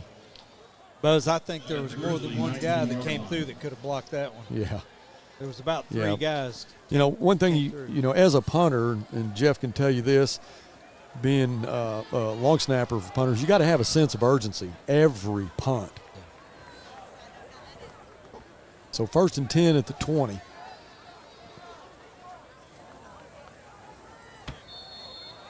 Trey Harris will come in. He'll work out of a wildcat. Amalo split wide to the right side. Harris is going to keep it. Harris looks for a little bit of running room, but it looks like Calderera was there to make the stop. So Amalo was split into the boundary, and Harris, who's actually, he'll split time as a running back and a quarterback. He'll be in the wildcat again, same formation, the ball on the right hash. Harris will keep it, and this time he is taken down again. He'll spin to the 15-yard line. So Warren there to make the stop. Malachi Jr., check that, sophomore linebacker. 3rd down and a long 5. Amalo back at quarterback, tries to draw the Grizzlies offside, nothing having it there. Desmond in the backfield with him. Davidson gets the call, and he looks for a cutback seam, and it is wide open all the way to the end zone. So Desmond Davidson with his 2nd TD of the night, 53 seconds left in the first. Max Owen will hold for Mayhar, who missed his first one, so he's 34 out of 35 this year. 22 to get the extra point. Good snap, the hold, the kick is up, and it's right down the middle, 13-0. There's a little bit of time left in the first quarter. We'll take a break, come back with a kickoff right after this.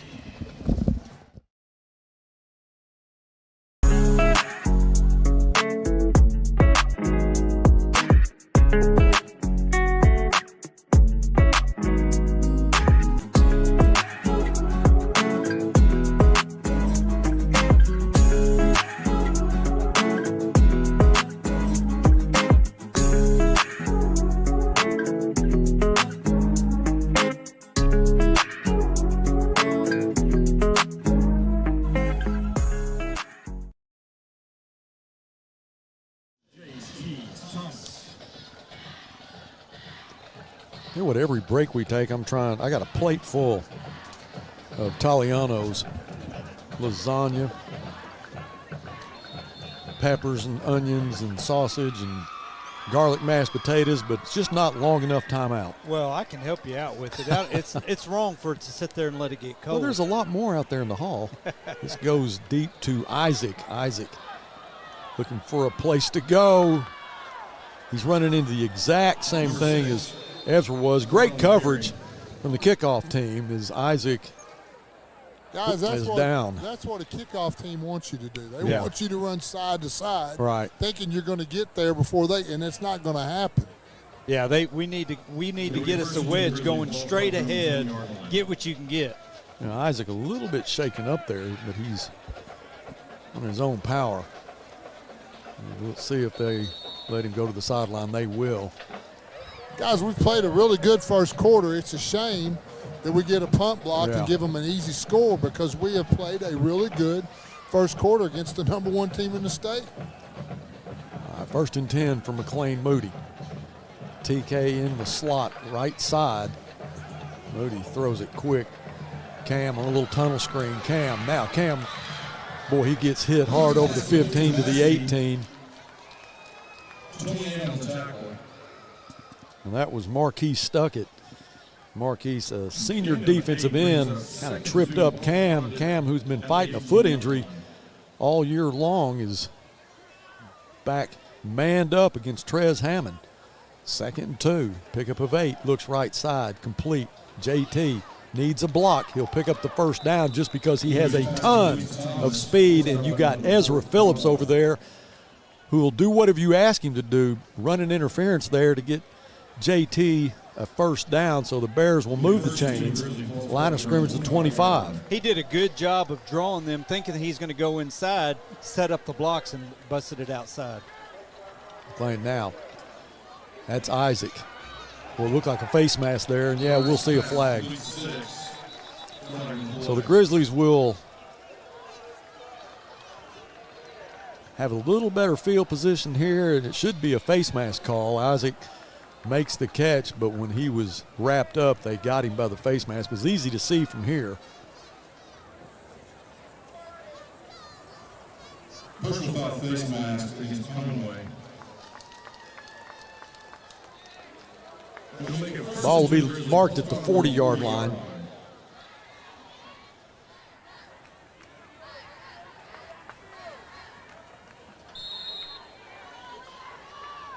Rayshawn, JT, and Ezra. Wide side, Cam in the boundary. And that'll end the first quarter. So after one, it's 13-0. We're going to take a break, and I'm going to have me a little Talionos, and we'll be right back.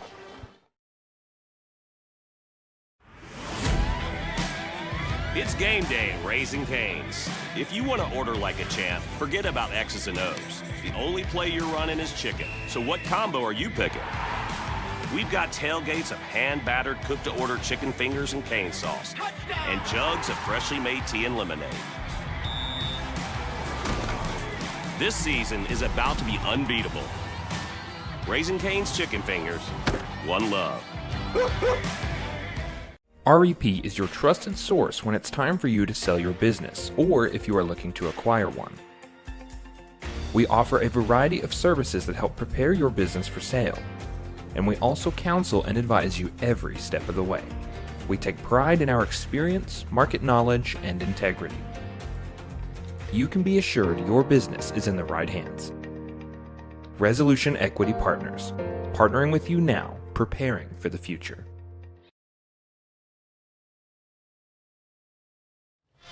All right, welcome back to action. Complete. That's JT. He'll pick up 4 yards. The line of scrimmage is the 40. They'll mark it at the 44 after the complete pass. It'll bring up second down. Should be second down and 6. Buzz, one thing I've noticed about Moody is he looks like he's in control. He knows where he's going with the ball. There's no confusion there. All right, Moody wants to throw. That's Wow. complete. What a great job He had by fallen JT. down. He had fallen down and was able to make the catch, just getting back up. So 1st and 10 after 2 passes to JT. Great job by Isaiah Wright Yeah, picking up that linebacker coming. Keep in on a mind, blitz. this guy's just a freshman. Ball on the right hash, Twins to the wide side. Moody hones in, complete. That's JT again. JT, 3 straight receptions. Coach, is he just getting? You feel like he's getting more time to throw it? They're doing a great job right now picking up all their blitzes. The back done a good job, all 5 linemen. So he's getting to step in there and throw the football. 1st and 10 at the 30 of the Wampus Cats. Isaac in the backfield. Isaac gets the call, shakes a man, tries to go back to the left side, but he's taken down about at the line of scrimmage, and that's going to be Noah Files, junior safety, that makes the stop on Isaac. 2nd down and 10.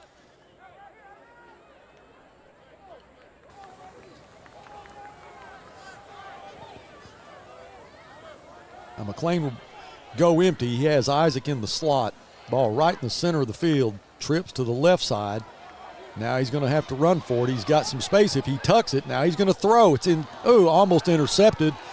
But there is a flag there. That was Wade in coverage. That could go either way right there, just depending on what the referee saw. Let's get a replay on that, Dylan, and see if we can see clearly what happened. To me, it's their guy knocked our guy down. The ball went through the defensive guy's hands right into Isaac's hands right there. Did he come over the top of him? Yeah, he came over the top. So is it a first down?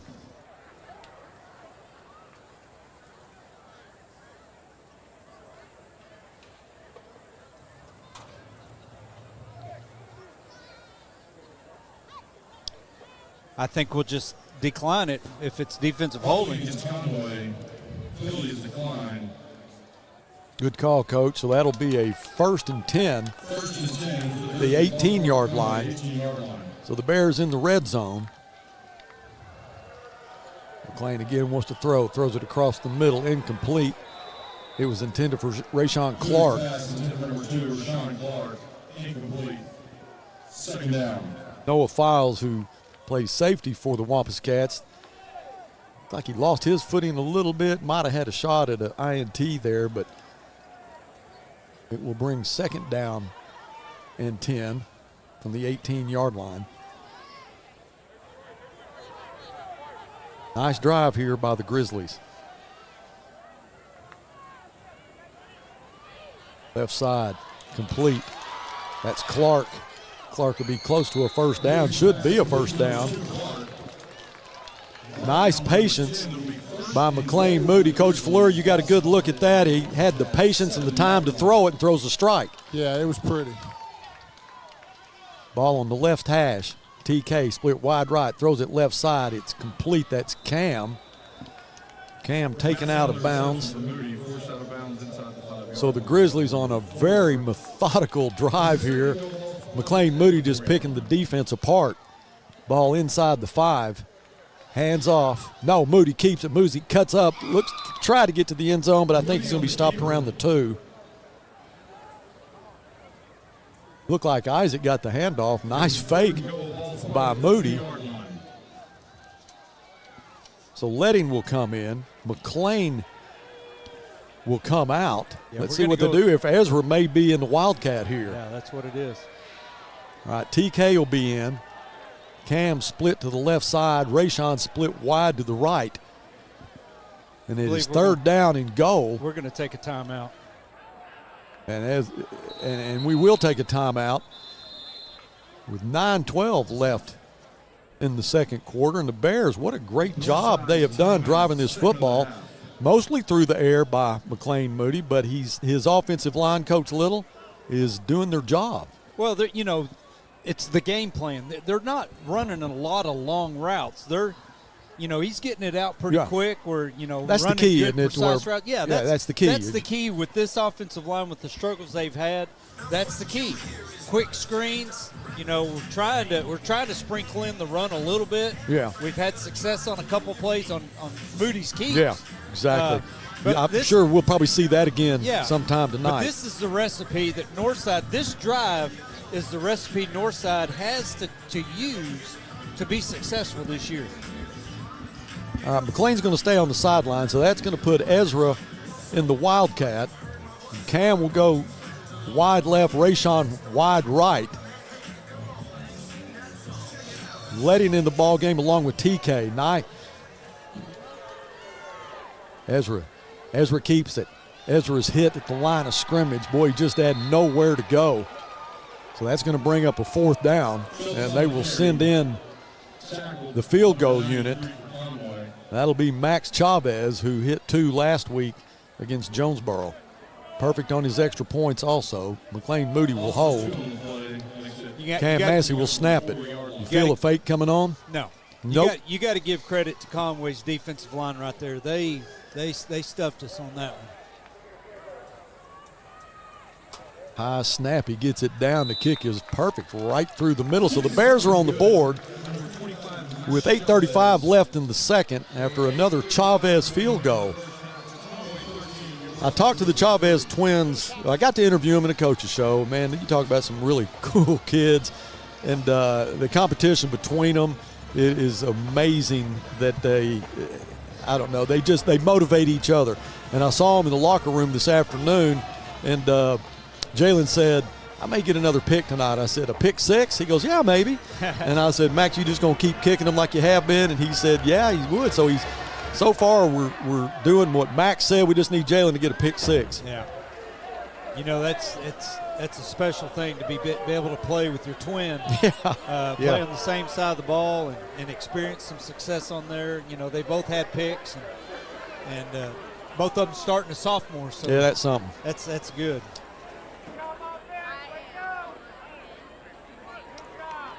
I thought I saw Javion Mays on the field earlier. Obviously, he's not dressed out, but moving around pretty good. He had a bad break in the scrimmage over in Broken Arrow, which, boy, that just came out of nowhere.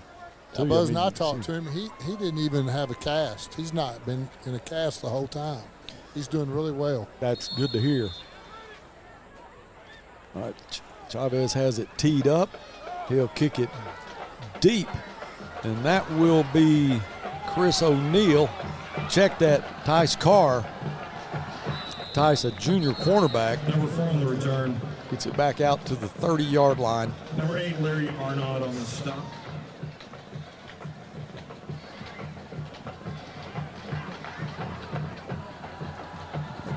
It'll be 1st and 10. Conway, ball's brought there on the 31-yard line. All right, Amalo will have it 1st and 10 from the 31. 8:28 left in the first half. O'Neal split wide to the left side.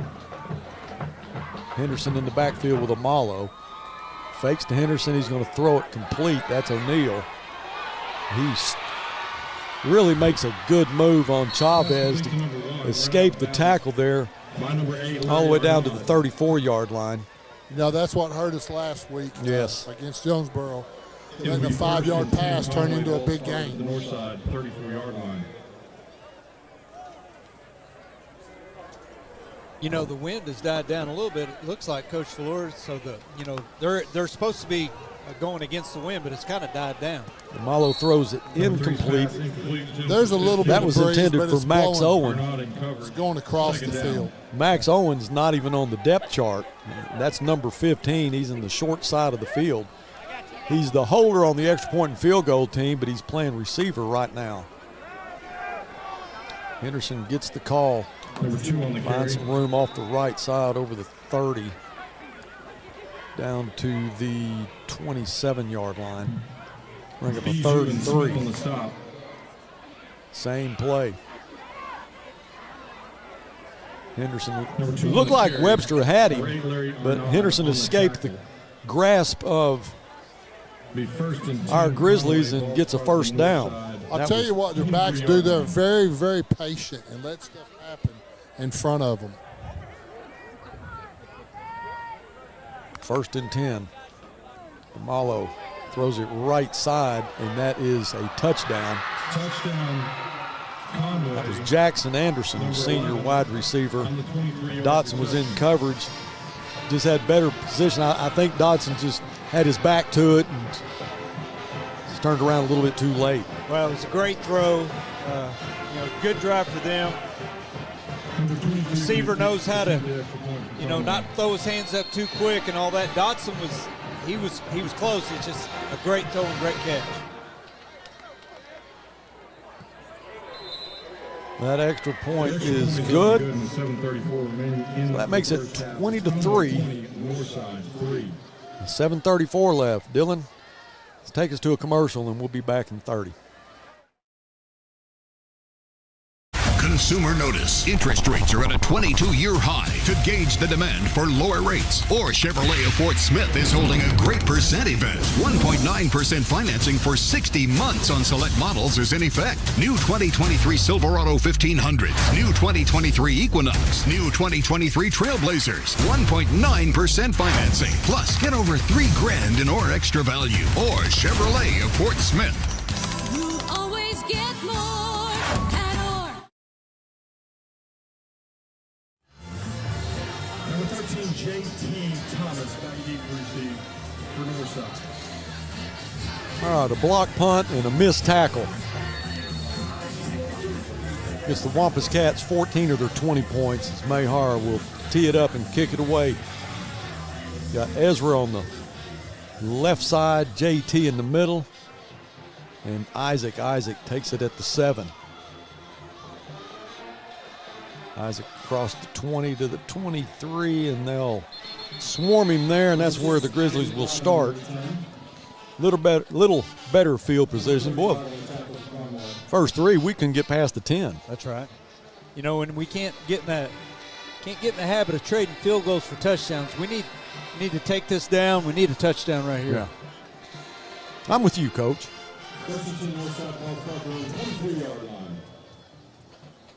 It looks like the flags are limp. No wind to speak of right now.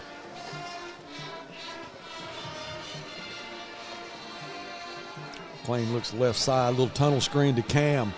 Cam across the 30 to the 33-yard line, 34-yard line. That'll be enough for a first down. So Cam's been pretty successful on that route, Coach Fleur.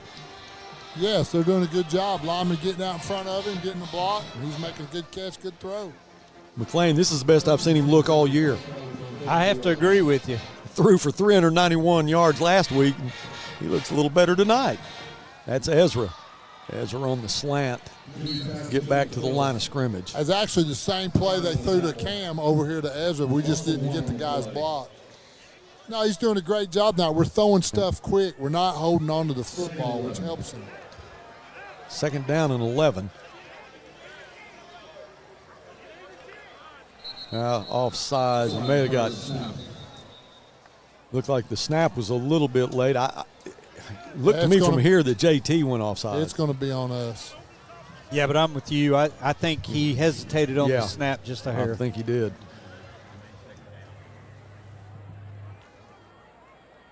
False start against Northside.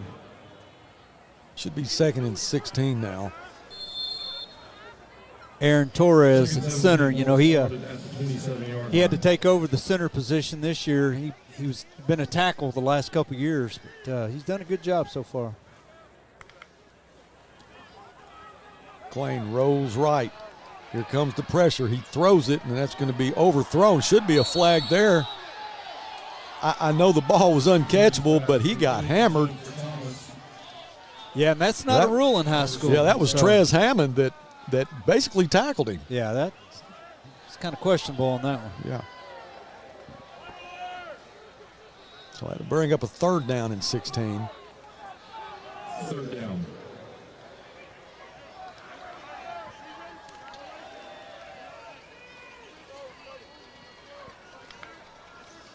Here comes the heat. Nice pass to Isaac Wright. Isaac over the 35 gets to the 39-yard line. They caught him on a blitz. Nobody to cover the back. Be about 6 yards short. Bring up a fourth down. Wade will drop back. And Elijah will punt it away.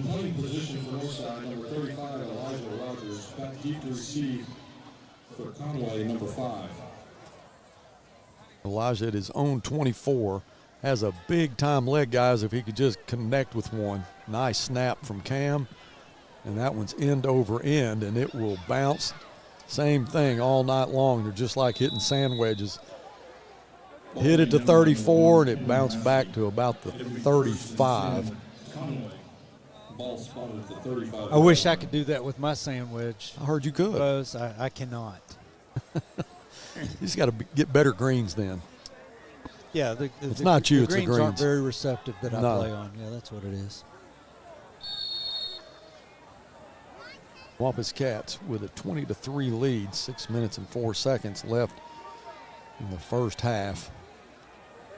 Davidson, the running back, Amalo will throw it across the middle. It's tipped up, and there's an interception. And I think that's Chavez. Let's see what shakes out here. There's a flag. That'll go against, I bet you that goes against O'Neal. Was it Chavez? Let's get a replay. Number 25. All right, that was Jalen Chavez on the interception. Again, I talked to him earlier before the game, and he said he was going to get a pick. The ball was tipped, and that was Gabriel that tipped it. Chavez picks it off. So Gabriel Smith, who got a start tonight, having a great game, has put a lot of pressure on Donovan Amalo, and that time he gets the tip. It's a great opportunity for the offense to make something happen right here. So we're going to add 15 yards to it right here as well. Yeah, and Chavez had to really concentrate. You got a lot of guys around you, and that ball's in the air for a long time. Great concentration by Jalen Chavez to make the interception, and then he had a train working with him, trying to get him some extra yards. So out of frustration, they throw him out of bounds, and they get you get a penalty on top of it. So they'll mark this off. So the Grizzlies have great field position with just under 6 minutes.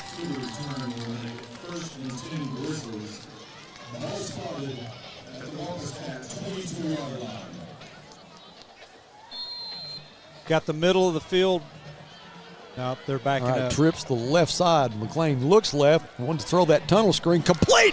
Cam Massey. Cam 5. Touchdown. Northside. Well, what patience by McLean Moody. You saw it develop here. You saw Cam running the tunnel screen and McLean right to just the right time. And, guys, the DB had him masked. You couldn't see him. McLean couldn't see him. But he knew he was coming, threw it into place, and Cam takes it to the house. Well, I'll tell you what, Buzz, if we got a replay here in a minute, they were running what we call the fox. The kick is up, and it's perfect. 20-10's the score. Okay, Coach. Two guys are going like they're blocking for Cam on the screen, and right. then they break to get wide open, and then Cam, he's just a secondary receiver right there. They all jumped the fox and left him wide open in the middle of the field. Great play. Tice Carr, the DB, he was actually in Moody's line of sight, but he knew where Cam was. Mm-hmm. Great concentration by receiver and quarterback. Hey, great trust. I'm going to throw it to a place, and you're going to go get it. That was a great answer, Coach Fleur. Now we got to have a good coverage right here, and we get us a 3 and out. Yeah. Guys, it can happen fast. Yeah. I like how Coach Solly is using Gabe. He's sending him sometimes, putting him back in coverage sometimes, and he's been very, very effective doing that. Carr will be deep for the Chavez kick. And he hits that one pretty good all the way back to the 2-yard line. He backs into the end zone. That was Chris O'Neal. So Chavez put a little leg into that one. All right. 20-10 with 5:47 left. Amalo will come back out, and hopefully we got him rattled a little bit.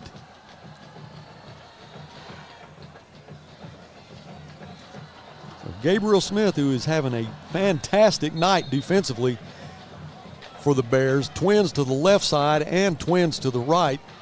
He'll give it to his running back. That's Davidson. Davidson will power his way to the 24-yard line. Davidson, who is a senior running back, has 2 touchdowns tonight. And he'll get the call again. Little hesitation there till he found a crease, took it. And he is not just big, but he's fast. That was Bijou that makes the stop, but not until he gets a first down.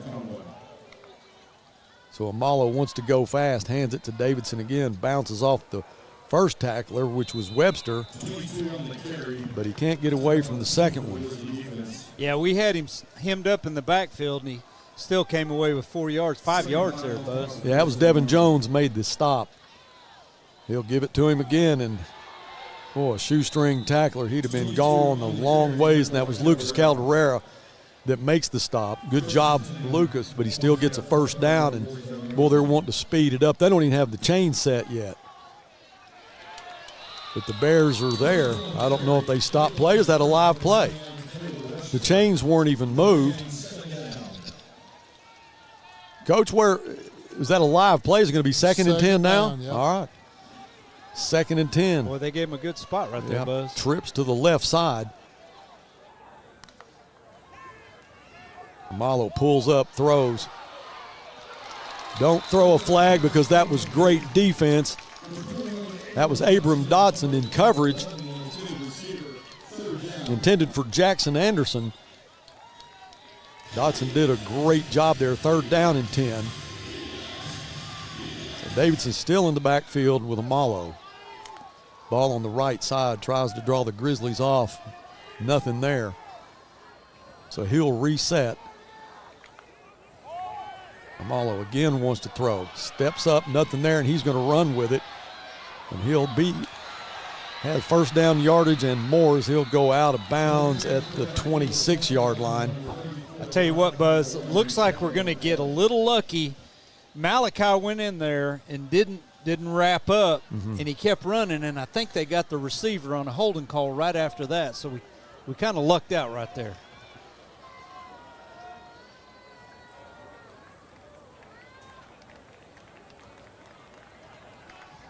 Well, it was a 3rd and 10, so they'll back him up now. Buck James isn't liking that call. He's a little rather upset. Holding is Conway. Now, Buck remembers the last time he was at Mayo Thompson. Got out of here with one they shouldn't have got. 33 ball spotted at the 46-yard line on Northside.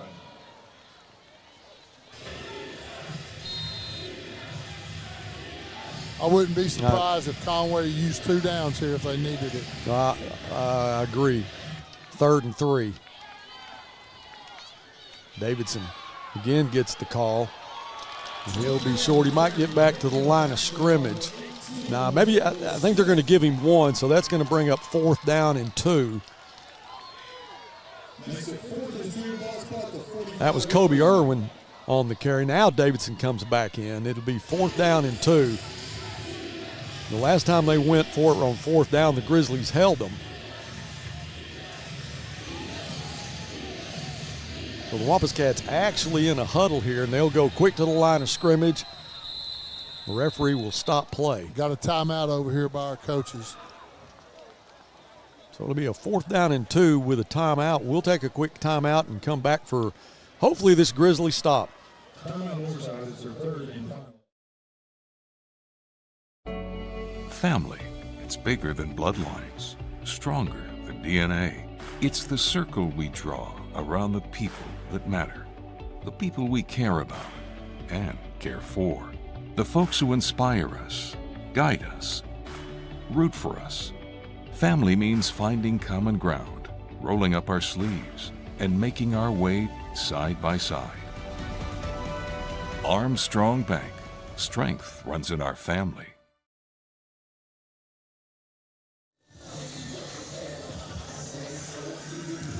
Score is 20-10, 3:43 left in the first half. Grizzlies are playing a really, really good football game. McLean Moody is on target tonight. His offensive line is really doing a good job for him. But the game plan of getting rid of it quick is paying off. Cam Massey with a little tunnel screen touchdown. Big play here, 4th down and 2. The Bears stopped them the last time they went for it on 4th time. Guys, we need to make it 2 for 2 here. Chris O'Neal will split wide to the left side. Davidson in the backfield with Amalo.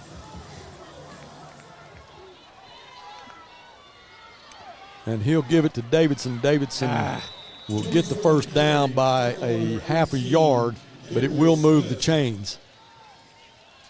First down, Conway, ball spotted at the 43-yard line. Line of scrimmage is the 42. And Amalo again wants to go tempo. Claps. A little too quick there.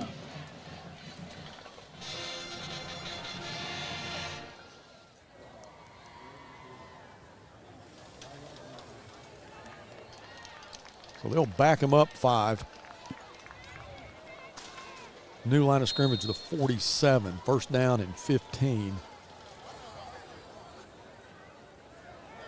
Jackson Anderson goes into the boundary along with Jonathan Smith. Gaines split wide to the left side, another penalty. They'll get that back. Oh, that hurts right there. Yeah, so 1st and 10. 1st and 10, ball spotted at the 42-yard line. Fakes to Davidson, throws. Was he in bounds? Did he make the catch? Yes, he did, over the 40 to the 39.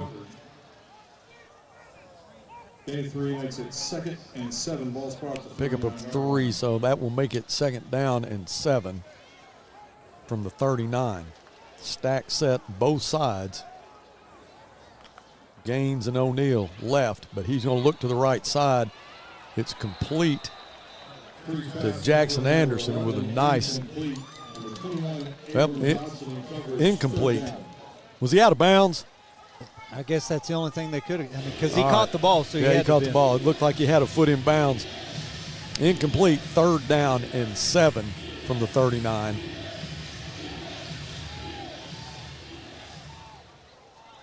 Davidson goes in motion. Amalo will go empty. Has time, now rolls to the left side. He's a left-hander, throws it complete. That's Jaden Gaines, junior wide receiver. That'll give him another 1st down. So Amalo rolling to the left side and being a left-hander, very comfortable throwing it that way. 1st and 10 from the left hash. Davidson has a couple of touchdowns already, trips over Taylor Webster.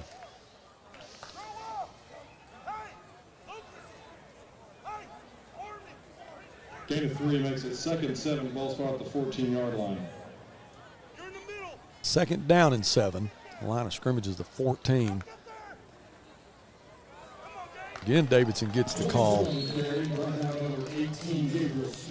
Guess who makes the tackle? Gabriel Smith. 3rd and 5. Amalo throws complete. That's Davidson. Davidson dives for the end zone. They'll say he's short. Should be at about the half-yard line. Maybe a 1st and goal from the half-yard line.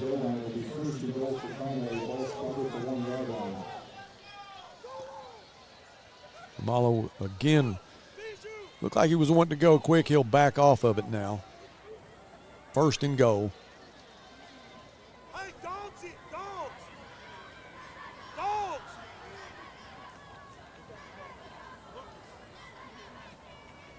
All right, Amalo has his play. He is set and ready. Play clock is under 10. He'll just do a quarterback sneak for a touchdown. That'll make it 26-10 as Mayhar will come in and try to make it 27-10. So 1:12 left. And as well as the Grizzlies moved it in the last possession, they got half time. No timeouts for the Grizzlies, though, as Mayhar's extra point is on the way. And it is no good. Got a high snap, and his holder, Max Owen, got it down, but Mayhar's missed 2 tonight. Yeah. Guys, he's 2 for 4. All right. Well, 1:12 left. So if we see if we can get us a good run back here and get some good field position. You know, what we got to do on these kickoff returns is we've got to get the ball and go straight ahead. Just go. We got to set up the wedge wherever the ball's kicked and go straight ahead. That's our best chance to get some positive yards on the kickoff return.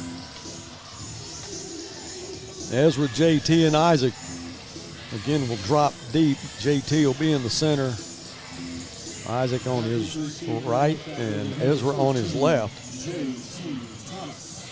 Be a long ride home for a kicker that's missed 2 extra points and hadn't missed all year.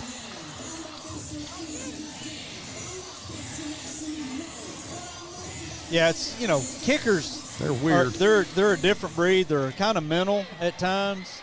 All right, JT at the 10, straight ahead. Over the 20 to the 24. You remember Travion Jordan that was returning kicks? He was number 17 and had such a great success. Right. I don't know. I have no status report on him. He's on the sideline. But I just go back to, I think he returned 4 or 5 kicks and just was picking up big-time yards. And he was running with no fear. Yeah. Timeout Conway as Moody was going to go empty. So 1:05 left. We'll just stay with it. Don't go anywhere at halftime. We've got the Grizzly band, and I'm sure the insteppers and the cheerleaders, and we're also going to have recognition of all of our Hall of Famers that were inducted tonight. And I didn't get to go to the ceremony. Coach Little did, and I'm sure it was pretty special. It was a really, really good night to recognize these people that have meant so much to Northside High School. Yeah. And it was also noted, Buzz, that, they weren't really just great Northside people, but they moved on and did great things right beyond school, and then they're back, and they are being recognized for a lifetime worth of doing great things for not only Northside but also for other endeavors. One of them was Alan Camp. That's and right. For those of you who don't know Alan Camp, he played back in '82, I think '82 and '83, and was coming back from Fayetteville, was in a bad wreck, but they give an award in his name every year. Yeah, the homecoming MVP. A little bit behind JT. And we'll talk about that a little bit. I know that our principal, Chris Carter, knows a lot about that award, and I think he presents it at the end of the year. That's right. But there's been some, you go back to some of the recipients, you remember Deuce Wise, Seth Fields, just a class guys.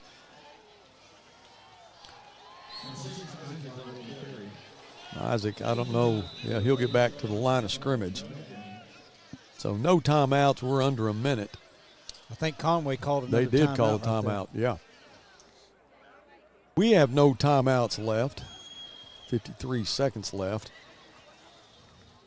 Grizzlies have really played a good first half, had a punt blocked, then taken in on a touchdown. Last week we had a punt issue, had a snap that went over the head of Elijah and ended up giving Jonesboro a touchdown, and then a lot of missed tackles, as Coach Fleur talked about earlier, on some wide receiver screens that, you just get a block, and this guy was off to the races. Yeah, you just, you get good blocks out on the edge, and you give it to those guys that can really, really run. And, we've got those kind of guys too. We just got to get those blocks. But I expect that Conway, if we don't get a first down right here, I wouldn't be surprised if Conway didn't bring the house, try to block another one. Yeah, 3rd down and 10.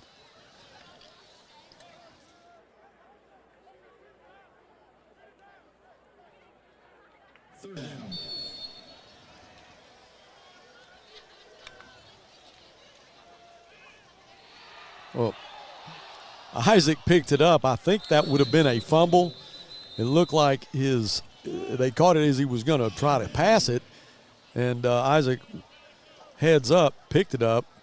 He might get a yard or two, but it's going to bring up a 4th down, and Conway will take another timeout. And like you said, either they bring the house or just want to get good field position with I think they are out of timeouts too, but there's 36 seconds left. Well, I think they're going to add some time to that.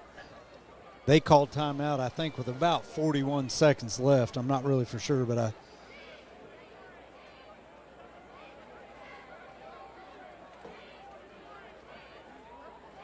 think Conway thought it was an incomplete pass, and they didn't call it immediately. Okay. And it turned out that it was a fumble. Okay.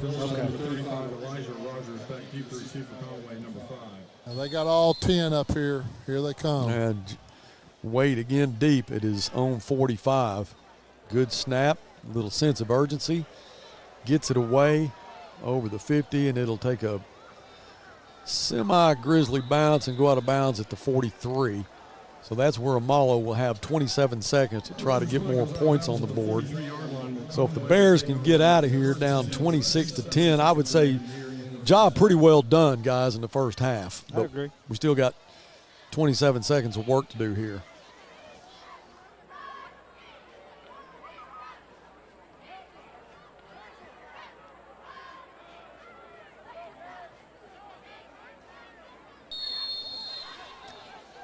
Caden Henderson in the backfield with Donovan Amalo.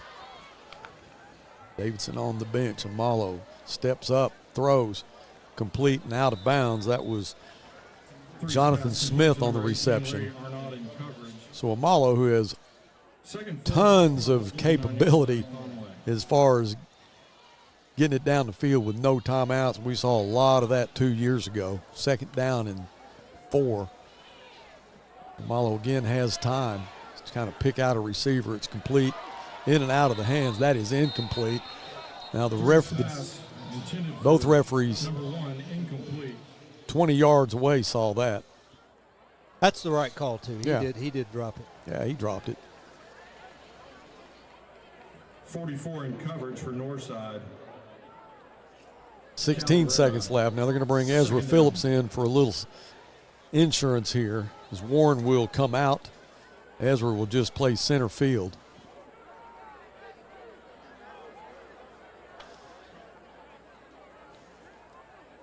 Wouldn't surprise me if they use this play right here, try to get 10, 15 yards so they can throw it into the end zone on the last play of the half. All right, Amalo. Now he'll have to roll to his left side. Running out of room here, and he'll just go out of bounds, being chased by Gabriel Smith. 8 seconds left. It'll be 4th and 2. Ball spot at the 49. But Gabriel Smith, who has been a thorn in the tail end of Donovan Amalo tonight, runs him out of bounds. Be 4th down and 2, but just 8 seconds left. Ball on the left hash.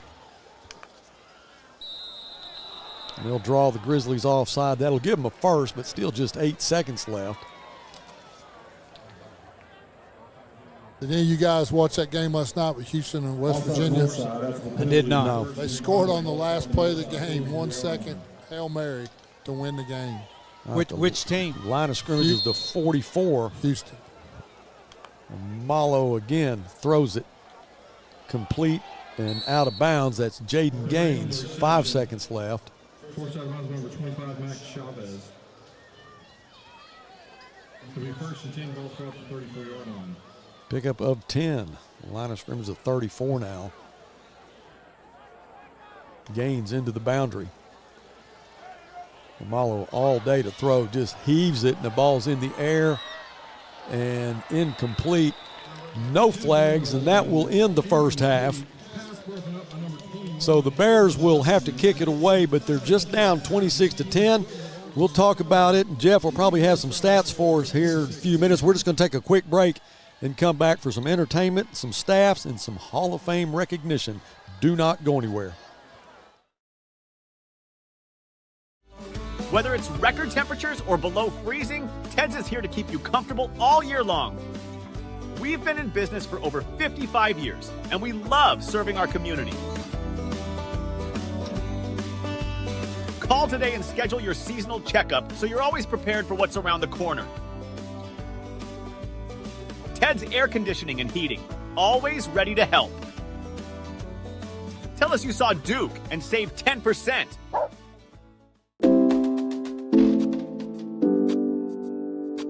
Sawyer's is about more than sunrooms, patios, and home improvement.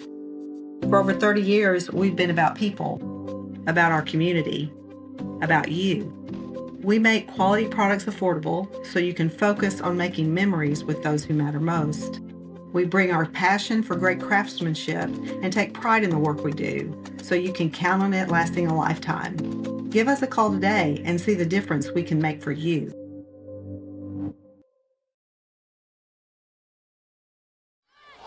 All right, welcome back to Mayo Thompson. 26-10 is the score. We're going to step back and let you enjoy the Northside Grizzly Band. Ladies and gentlemen, get seated and help welcome to the field the award-winning Northside High School Marching Grizzly Band.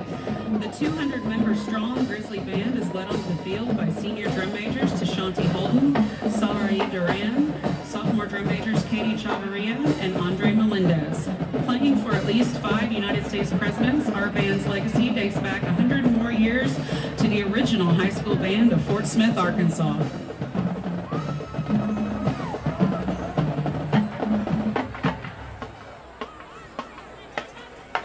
Opening our 2023 marching show, Ofrenda, a celebration of life, here is the Mexican folk standard, La Llorona.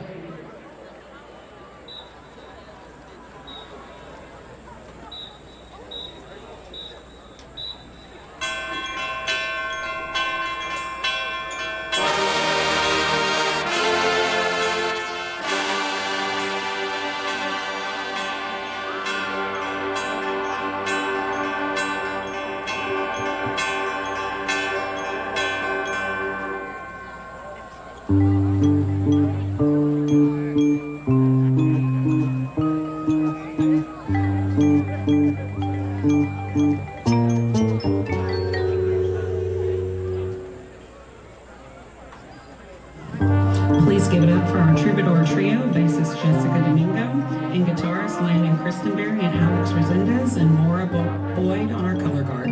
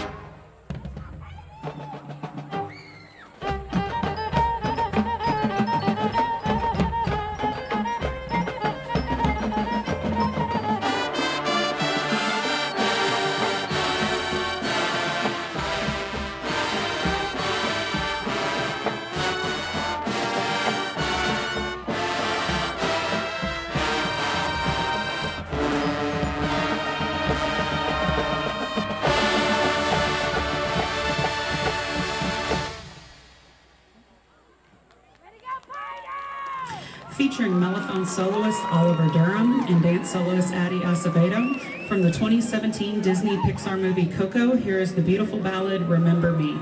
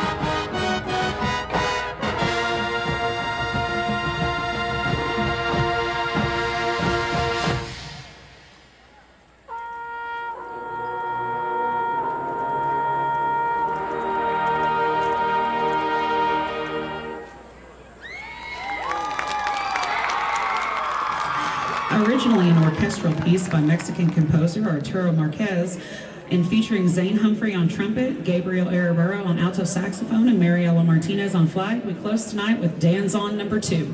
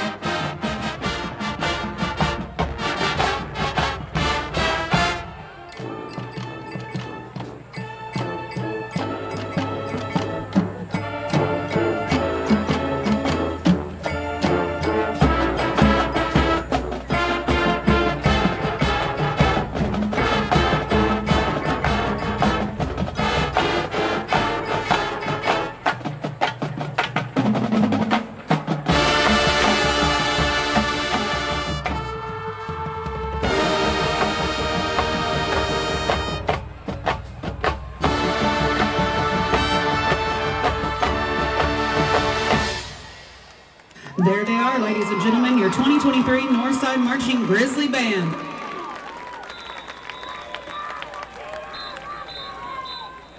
The Northside Band is under the direction of Aaron Durham, Adam Coates, Gabby Chandler, Angie Clark, Chris Hall, and Stephen Mitchell. The Grizzly Guard would like to thank the following sponsors: Representative Zach Bramley, CST Instrument Repair, Center for Hearing and Balance. All right, great job by our Northside Grizzly Band. Let's get some stats real quick with Jeff Ferris. You got them?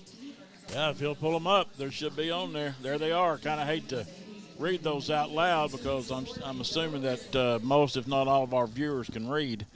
So there they are right there. All right. Well, you know, it's a lot better than what I had expected before we teed it up tonight. 17 first downs for the Grizzlies, 20 for Conway. Passing yards, 194 for Conway, 133 for us. But again, where we're hurting ourselves is the rushing yards. If we could get that up, they have 124, 318 total. We have 168. Both of us have one turnover. At least we're leading the penalty part of it. But we'll step back again and watch our cheerleaders.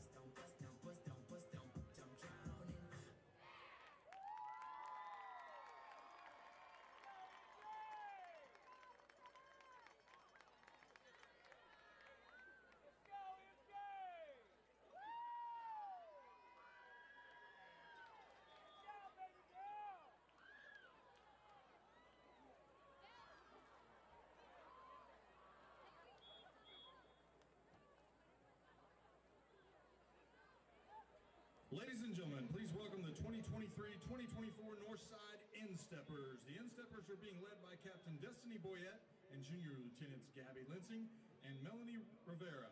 The Insteppers are coached by head coach Katie Fawn and assistant coach Katie Becker. Please enjoy their kick routine to Where Have You Been?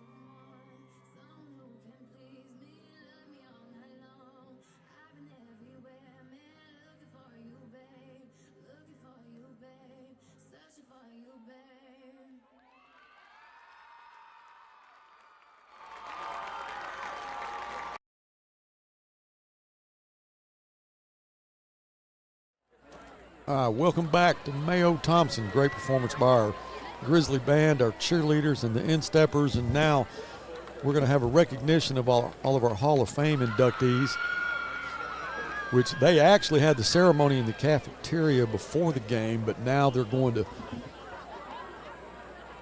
recognize them here at halftime.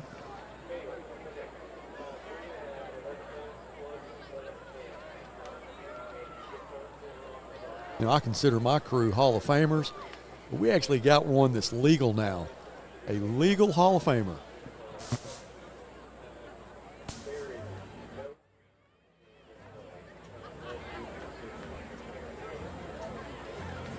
Ladies and gentlemen, I direct your attention to the field as we recognize the Northside Hall of Fame inductees, class of 2023. Our first inductee is Dr. Joe Paul Alberti. Joe was a multi-letterman in both football and track. He was all-conference selection in football. He also represented Fort Smith High School in the inaugural state all-star game in 1956. He scored the game's first ever touchdown and had the longest run from scrimmage for almost 30 years. Joe was the Southwest Conference Back of the Week and was an academic All-American for the University of Arkansas in 1960. He has two sons, Scott and Brett, and is married to Corita. Ladies and gentlemen, Dr. Joe Paul Alberti.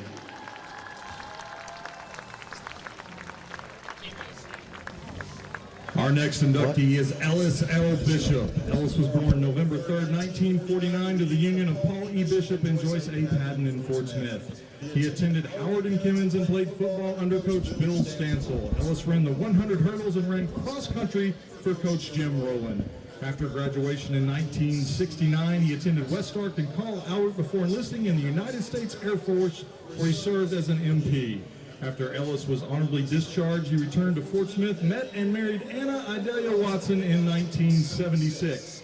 They have 10 children and 14 grandchildren, 2 of which are current Grizzlies. Number 11, Zion Bishop, is on the field tonight. Ladies and gentlemen, Ellis L. Bishop.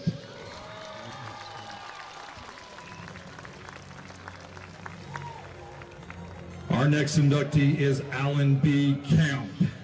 Alan was a 1983 graduate, and he was an honor student, delegate to Boys State, a 3-year letterman in football, and co-conference champion. However, in mid-October that fall, Alan and his family were in an automobile accident that left him partially paralyzed. With extensive physical therapy and a can-do attitude, Alan was able to walk across the stage the following May to accept his diploma. The injury and rehab sparked his interest in sports medicine. Alan went on to follow his dream at Tulsa University, where he was able to work with youth in the Tulsa schools. In 1985, Alan married his high school sweetheart, Pam Reed Camp, and their daughter, Jenny Camp Humphreys, was born in 1987. In 1988, Alan passed away from complications of Guillain-Barré syndrome. In his honor, the annual Alan Camp Award was established to recognize Northside's most valuable homecoming player. The 82-83 Grizzly football team was selected as the #1 team in Arkansas by the AP. Allen played middle linebacker and was a team leader. His teammates stated his hard work, dedication, and discipline were major factors to his success. His fight to recover after the accident was an inspiration to all of us to never quit. Allen never changed. Even after the accident, he still maintained the positive attitude he was always known for. That is what I remember him most for today, the life lessons that you could have joy even in the hardest time. Allen's wife, Pam, and family are here tonight for his recognition. Ladies and gentlemen, Alan B. Camp.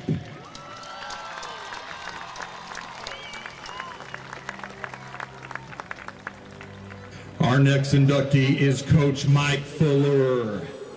Mike graduated in 1980 and played football for Ron Toothaker. Mike attended Henderson State University and played football before transferring to the University of Arkansas, where he has earned his bachelor's degree in education. Mike also served as a graduate assistant under Coach Ken Hatfield while earning his master's degree. Coach Fuller continued his coaching career in Georgia, first as an assistant at Northwest Whitfield, then as a head coach and athletic director at Tucker, Burke County, Elbert County, Northwest Whitfield, and Villa Rica High Schools. He won 152 games in 21 seasons at Georgia and was named DeKalb County Coach of the Year in 1994 and Coach and Athletic Director of the Year in 1997. Mike returned home to his alma mater in 2013 with the challenge of restoring Northside football to relevancy in Arkansas. With the help of assistant coaches, players, and fans, Northside was ranked #1 in the state in 2014, played in the semifinals in 2018, and won 50 games during his tenure. He retired in 2022 with 202 career wins. Mike has been married to the ultimate coach's wife, Dana, for 36 years. She's been a very important part of his coaching career. They have one son, Justin, his wife, Catherine, and 3 grandsons, Colin, Stephen, and Griffin. Ladies and gentlemen, Coach Mike Fuller.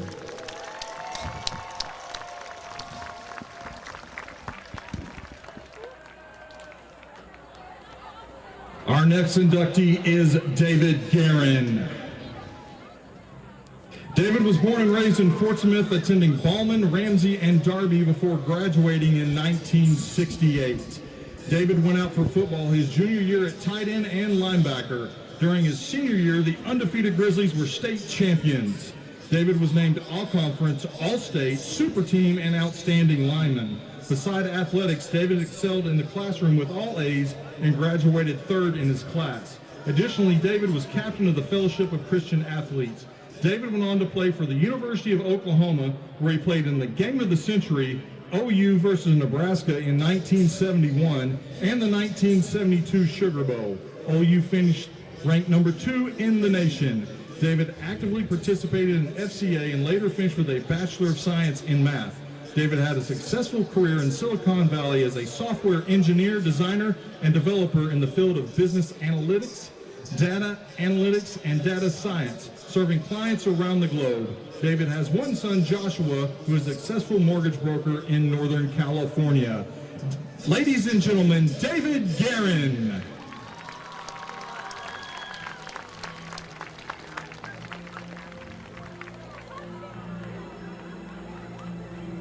Our final inductee is Ricky Ray McGill.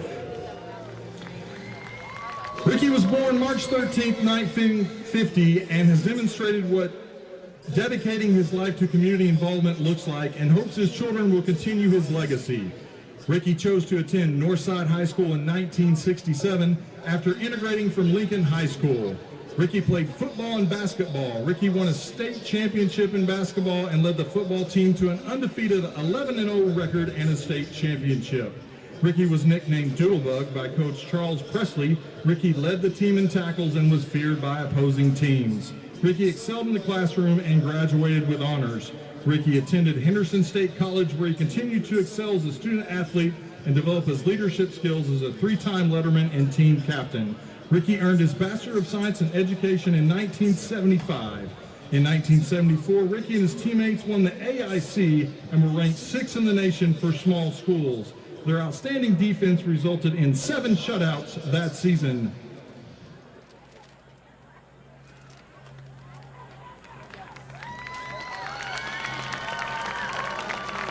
Leading them to the title of Most Outstanding Team in Arkansas in the 1970s. Ricky was also voted Most Valuable Player. Ricky moved to Bakersfield, California in 1979, where he taught geography and history while coaching junior varsity football and varsity girls basketball at East High School. Ricky worked with the current Vice President, Kamala Harris, and was also a high school teammate of Arkansas State Senator John Bozeman.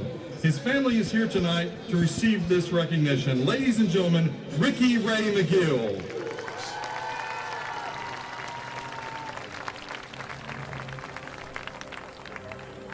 Northside High School would like to recognize these 4 outstanding athletes who have gone on to give to their communities all over the country. Let's hear it for these outstanding Grizzlies. Go Bears!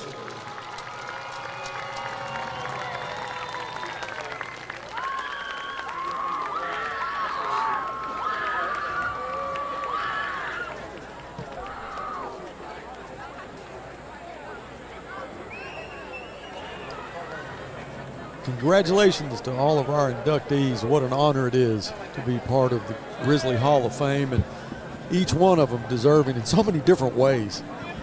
Coach, like you said, they not just great Grizzlies, just went on to do great things too. You know, it's a great assembly of people out there. You know, some people are past that have, you know, been inducted, but their families were well represented here. And it's just a great thing for the tradition of Northside High School. Well, the Grizzly Sports Network is honored to be able to bring you this broadcast, which is brought to you by Fort Smith Therapy, and we're able to give you some really good shots there of some Hall of Famers, and hopefully they'll be able to look at it for years to come. Well, you look at the people that came to honor these. You got Senator Bozeman out here on the field. Of course, he's a former Northside Grizzly. You got Mayor McGill out here. One of his family members was inducted. So, it's a big deal. I think that was his brother. If I'm so. correct. Yeah. It's a big deal. Great halftime. Had the insteppers, cheerleaders, and our Grizzly band, and then the induction of our Hall of Famers. Conway back on the field now, getting loosened up, getting ready for second half. Bears are up 26-10, and I am tickled to death with the way they've played. They had a fourth and 2, I think, that they turned them back on. Had another 4th and 2 that they picked it up, but maybe half a yard. So, our defense, it kind of reminds me when they played Bryant. Right. It's kind of a whole different, I guess, motivation. Yeah, our defense has been playing good. Our passing game on offense has been good. But, if we can pull up the stats again, it's very apparent where we are lacking, and it is our rushing offense. We've got 35 yards rushing, and I would say 30 of that is Moody on the double read. So, if we could just somehow get some kind of rushing game going to help this passing game, then I think we got a chance to we'll have a shot in the fourth quarter. Of course, the defense is going to have to keep doing what they're doing. Hopefully, create a few more turnovers. They get the ball first, so this first series will be a big series for the Grizzly defense. When you talk about the rushing game, the biggest game was McLean Moody. Yeah. And you may see a little more of that in the second half, but I know that they have a little reservation about turning him loose.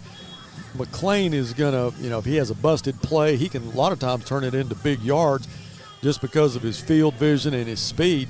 But, some of those called plays get you some big gains. And I know they don't want to put him in harm's way for sure. You don't, but you also you got to do what you got to do to win the game too. Yeah. And if that means running him a little bit more, then so be it. It's well, they were pretty effective in the pass game, even though Conway knew it's coming. I mean, they're going empty a lot of times and running those tunnel screens, and those are hard to cover to begin with. They are. But then you have receivers like Cam and Ezra and Rayshawn, Isaac, even TK. I saw TK make a one-handed grab earlier in the season. I mean, he's a very talented young man. But with those kind of receivers and just a little bit of time for Moody to release it, you saw how we were taking it up and down the field. Yeah, we have not been doing what we call the 5-step or 7-step drop back pass. We've been getting the ball out pretty quick, which is strength of ours, because we have a hard time protecting for a long amount of time. So I really like the way the passing game is going right now. Hey, let me jump in there for a second. Yes. Why you think you are? Oh, well. Hey, here's the other thing about tonight. With the exception of a block punt, we have not hurt ourselves. That's right. Which in all these other games, we have hurt ourselves. So take that away, and we're in a heck of a football game. This is going to be a big, big drive right here with Conway going on offense first. Buzz, I got a couple scores. Let me update us on. Jonesboro is beating North Little Rock 24-0 at halftime. Fayetteville ahead of Bentonville 21-14 at halftime. Southside ahead of Rogers Heritage 42-7. And I saw Alma score just a minute ago. Some guys would be interested in hearing. Alma was ahead 21-10. Alma's 21-10. Doing a good job this year. Coach Rusty Bush there. Yeah. Really happy for him to have some success. When we talk about Northside's passing, and you go to the other side with Conway and Donovan Amalo, he does have time to throw it, but our DBs have done a pretty good job trying to contain that. A lot of good receivers for Conway. Also Coach Solly is doing a really, really good job of switching up his blitzes, and Gabe Smith's been very, very active tonight. All right, Chavez has it teed up, and he'll kick this one deep. There is a flag, we may have been offsides. Yeah, Malachi, number 34, he was a little bit early on that one. So Max will tee it up at the 35 this time. Illegal procedure against the Northside Grizzlies. Chris O'Neal is deep. Chris, a very good receiver for the Wampus Cats, along with Trez Hammond. Trez, defensive back, who's kind of had his hands full with Cam Massey tonight, along with who else is deep back here? Check that. That's Tice Carr, who's deep. Chris O'Neal's to his left. Now Chavez from the 35 will just pooch this one, and it is caught by Trey Harris. Trey, who goes both ways, gets over the 30 to the 35. There's a flag on the ground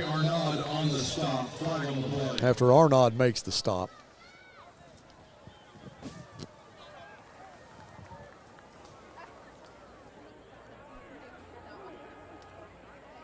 Get your ticket ready. The line of scrimmage would have been the 34. Called an offensive face mask. Conway. The winning ticket number is 753-573. All right, so we're all right. I mean, the ball's at the 26, but after having to kick it from the 35, kicked it to Trey Harris. Trey, like I said, goes both ways, just a sophomore. Malo with Henderson in the backfield, pumps it, rolls left, incomplete, in and out of the hands of his running back, Caden Henderson. Well, I tell you, it's a good thing he dropped it because he had blockers. See Arnaud on that side, outside linebacker. Arnaud, who went off against Little Rock Central. Second down and 10. Again, throws it out complete to Chris O'Neal. Chris got a block there, but he's run out of bounds by Arnaud. Number 1 on the reception, ran out of bounds by Arnaud. And he'll pick up a first down. It'll be 1st and 10. Conway, ball squad at their own 42-yard line.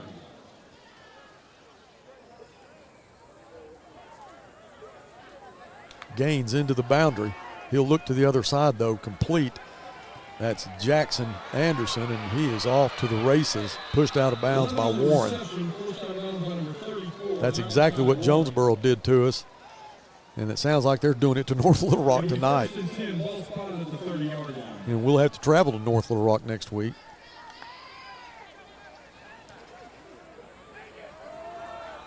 No gain there for Henderson. Number 2 on the carry. Number 18, Gabriel Smith. Second and 9. Across the 29-yard line.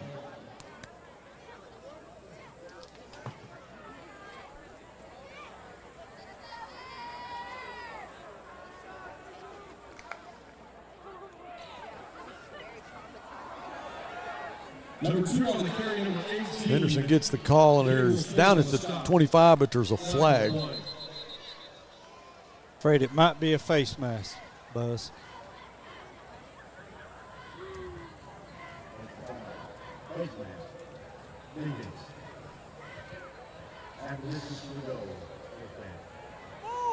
You know, Buzz, you hate that Gabe's, he's flying all over the field. Yeah. It's unfortunate. It's just a hustle play. You hate to see that, but it happened. 1st and 10 at the 12-yard line. 1st and 10. Ball at the 13-yard line of the Grizzlies.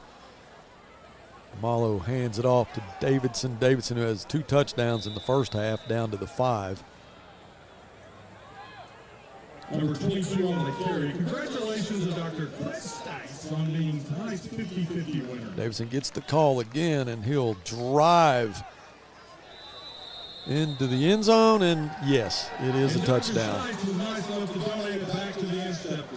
So Desmond Davidson, who looked like he was going to be stopped shy of the goal line, just kept driving those legs into the end zone, make it 32-10. Yeah, he's a big old strong back, Buzz.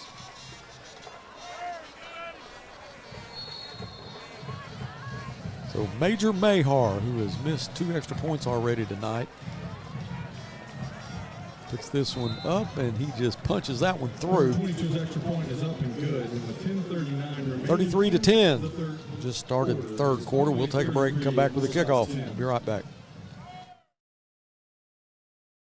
Roll into Midas this summer for $100 off a set of new tires. Unlike most other tire shops, Midas will make sure your new tires last their longest with precision balancing and alignment. For $100 off new tires, request your appointment today at Midas.com.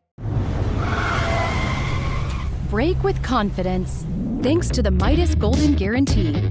Parts guaranteed for as long as you own your car. Right now, save $80 on brake service. Request your appointment today at Midas.com. All right, welcome back to Mayo Thompson. 33-10 is the score.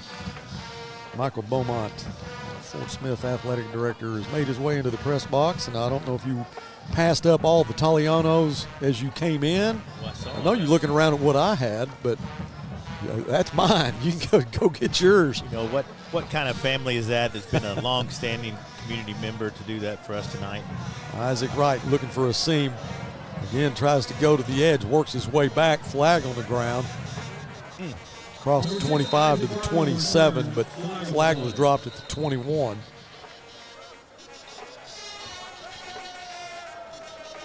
I don't know what this would be here.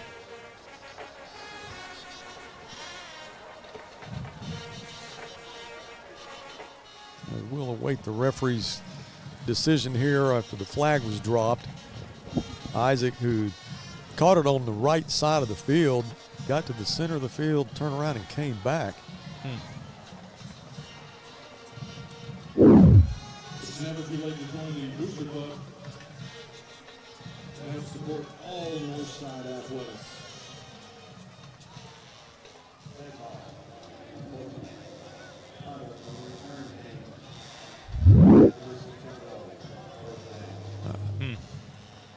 All right, so they'll move us back 5.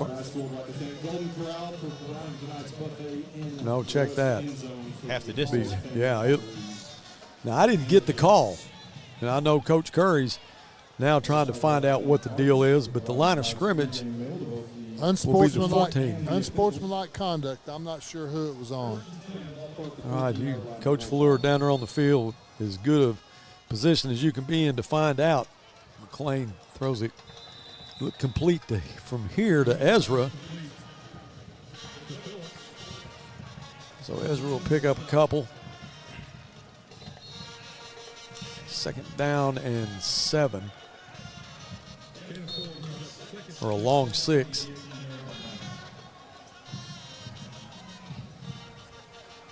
One back in the backfield, that's Isaac. McLean throws deep, looking for Cam Massey, and it's going to go over the head of Cam. As Trez Hammond was in coverage, stride for stride with Cam, and I'm not 100% sure that he's 100%. I know Cam's one of the fastest kids in the state, and it's hard to overthrow him, but McLean definitely has a strong arm. And I know you've been watching all week, but injuries have been the plague here lately, and he's not healthy right now. Third down for McLean, who goes empty, trips to the right side. McLean looks left, throws it complete. Yes, Isaac Wright for the first down to the 38-yard line. So Isaac, who was in the slot on the left side, gets the first down. So a big first down for the Grizzlies with 10 minutes left in the third quarter. Down 33-10. McLean, who has been at his best tonight, busted play there. He's going to run his way out of it, just throw it out of bounds. Moody's pass incomplete. Little mix up in the backfield, so McLean just did all he could do to get rid of it. Second down and 10.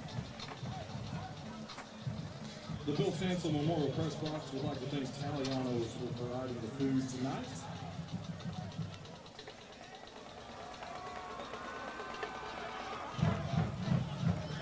He'll go empty again. This time he'll put Isaac Wright in the slot on the wide side. He looks to the right side, throws it sidearm. Incomplete over the head of Isaac. Tice Carr was licking his chops for it. Thought he was going to have an opportunity for an interception there, but it falls harmlessly to the turf, but it brings up 3rd down.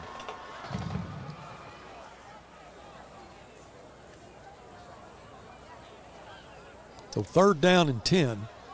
Stack set on the wide side and on the short side. Isaac in the backfield with McClain. Throws it complete to, in and out of the hands of J.T. Thomas, but he was hit right when he caught it. Good coverage by Jacoby Wade, and Jacoby will drop back now to return this punt from Elijah Rogers. In punting position for Northside, number 35, Elijah Rogers. Number 5 back deep to receive. Good route, good ball. Yeah. Just got hit right there at the same time. Anytime you run across the middle, you're probably going to get hit. A little bit low, but he gets rid of it. Good job by Elijah to scoop it up and kick it into the tent on the Conway side. Let's see where they spot it. Elijah, who had one blocked earlier in the first half, is now trying to get that ball off his foot as quick as possible.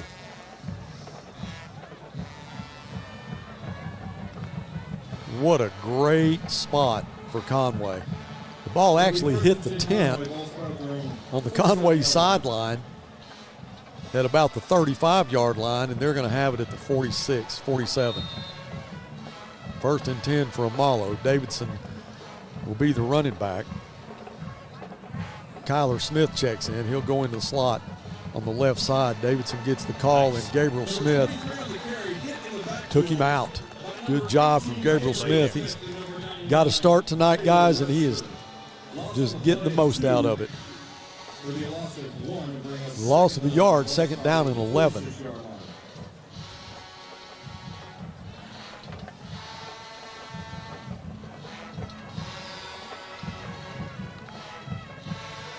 Desmond Davidson gets the handoff. Again, the Grizzlies there to make the stop. And who else? Gabe Smith, along with Malachi Warren.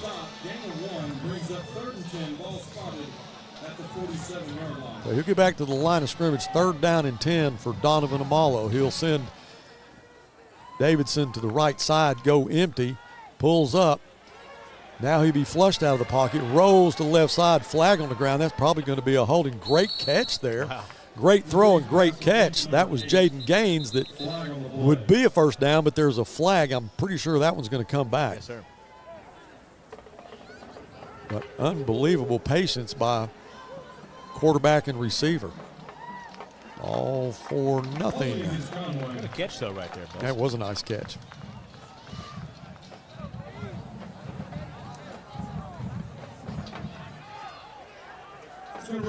Now the line of scrimmage will be the 37, so 3rd down and long. So the Bears in a great position here need to force a punt. Get a big stop right here. Come on, Grizzlies. Kobe Irwin in the ball game, another one of the stable of running backs that the Wampus Cats have. And Amalo wants to throw. Pumps. Flushed out. Devin Jones missed him, but Gabriel Smith's on the run, incomplete, in and out of the hands of Chris O'Neal. He takes a lick.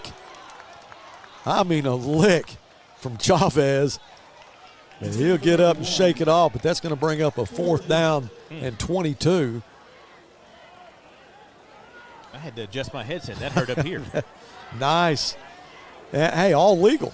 That's right. All legal. That's right. Not a cheap shot at all, just a great defensive play by Jalen Chavez. Mayhar will come in to punt this one away. 4th and 20, ball spot at the 37-yard line. Abram Dodson will drop deep to return the punt. Mayhar, who does all the kicking for the Wampus Cat. He kicks off, extra points, field goals, punts.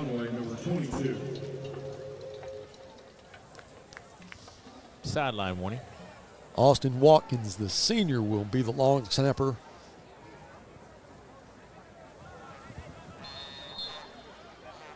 Number 21, Abrams Dodson back deep to receive for Northside. Boy, I'd like to see a big special teams play right here. Return one to the house. That'd be nice. Ooh. Almost over his head. gets off his best punt of the night, a turnover tabletop spiral, and it checks back just like everything else tonight has. But what a nice punt by Mahar, who's not very tall, and they don't have him listed height-wise, but I would say he's under 5'9", maybe 5'8". Went up to get that snap and got his best punt of the night off, but another sand wedge. It hit it to 30 or the 25 and bounced back to the 26. If you notice, I brushed the turf a little different tonight. You know, I was going to ask you about that. It looks newer Yep. than it has. Yeah. When did you do that? We did that this morning from about 10 to 12. So what do they do? Just drag a net over it? We brush it, and then we take some de-static and kind of help with the mist today. It looks a lot better. Complete to Ezra. Ezra Phillips over the 35, fights for a first down. They should give it to him. First down. Yes, sir. Yeah, he should have a first down by a yard anyway. So Ezra Phillips out of the slot will pick up the first down as McLean Moody went empty. This time he'll have Isaac in the background.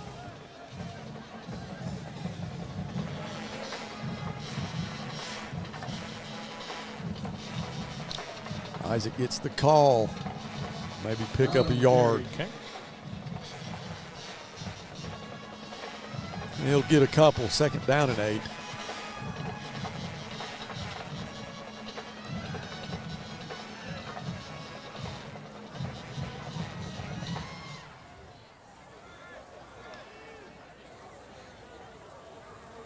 Scores 33-10, but we had a block punt and a couple of missed tackles, but the Bears have really held their own against this high-powered Conway football team as McLean again goes empty, steps up. Go ahead, Seth. Now he's going to run with it. McLean slides smartly got over the 40 to the 44-yard line, so that'll bring up a manageable third down, 3rd and 3.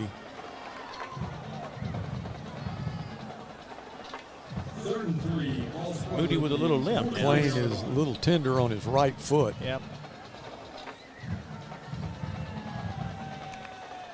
No, you got time. Oh, that's got to be a face mask. No call is McLean was able to handle the snap. It was high, but he got control of it. But it will bring up a 4th down if we'll lose yardage on that, so Elijah will come back in, and again, Jacoby Wade will drop deep.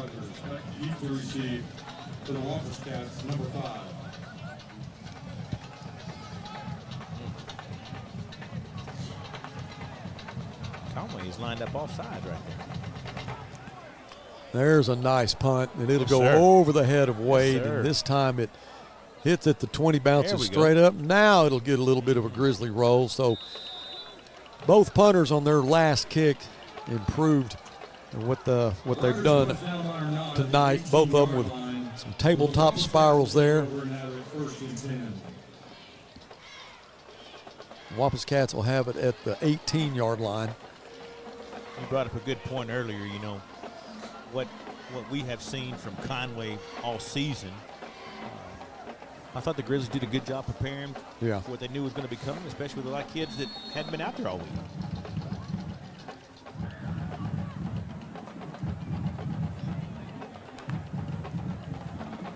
Marlowe gives to Davidson right in the middle of the line, and he'll get over the 20, maybe to the 21.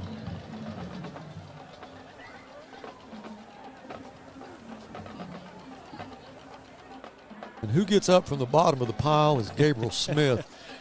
Now, tomorrow I'm looking forward to getting the totals. Stats tonight. He is having one heck of a night. That kid's been in every play, hasn't he? Yep.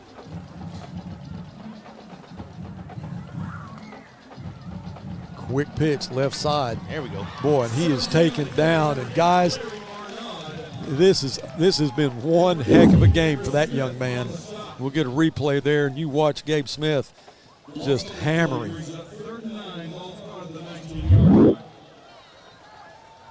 Nice job right there. Ball on the left hash now. 3rd down and 9.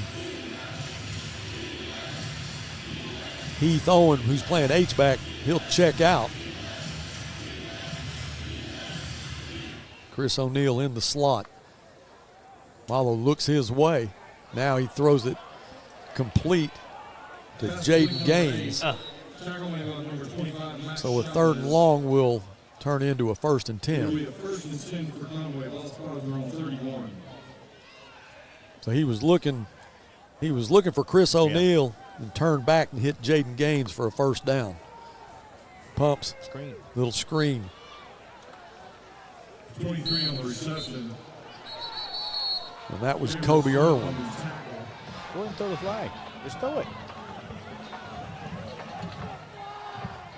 We like to call that a little extracurricular right there, Buzz. You know, I like the decision of the referees just to try to back them off. Yep.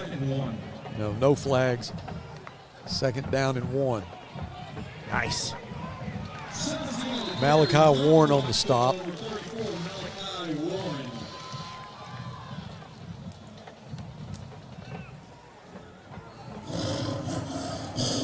Hey, let's get a stop right here. All right, 3rd down and 3. Amalo hands off.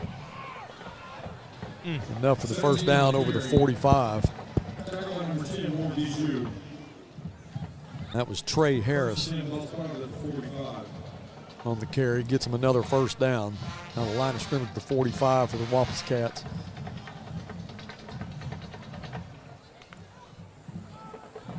Oh, with that sidearm throw. Nice catch by Chris O'Neal.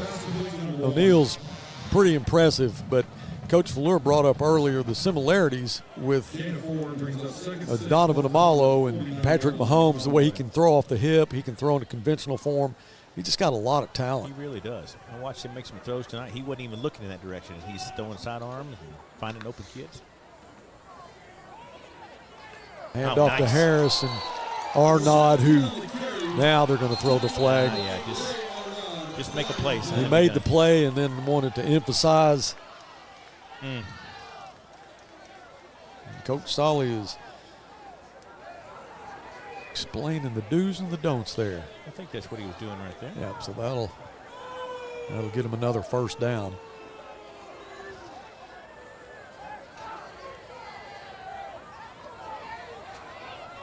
You know when it's tough, you know this. This game's an emotional game, and you made a big play, and you let it get the best of you right there. And you know, he's already had a little bit of a run-in earlier. Yes, sir. And so that was kind of the exclamation point there.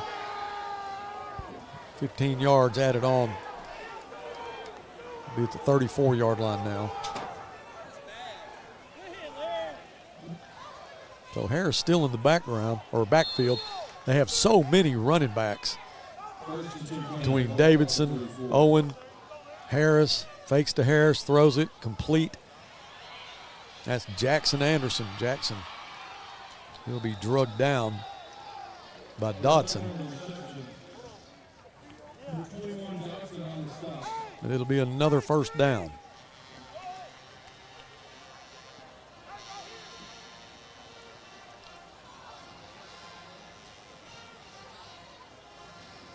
First and 10, ball start at the 18-yard line.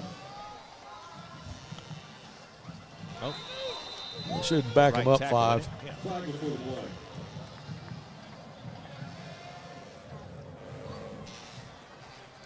Trey Harris, number 17 for the Wampus Cats. He's probably 4th on the depth chart as a running back. You know, he plays some cornerback too. He's just a sophomore. Before this game, he only had 14 carries for 92 yards and a touchdown. He's getting some playing time now in this drive. Fakes to him, complete. Oh, did he catch it? Yeah. That was Jonathan Smith, senior wide receiver, inside the 5-yard line. So 1st and goal for the Wampus Cats.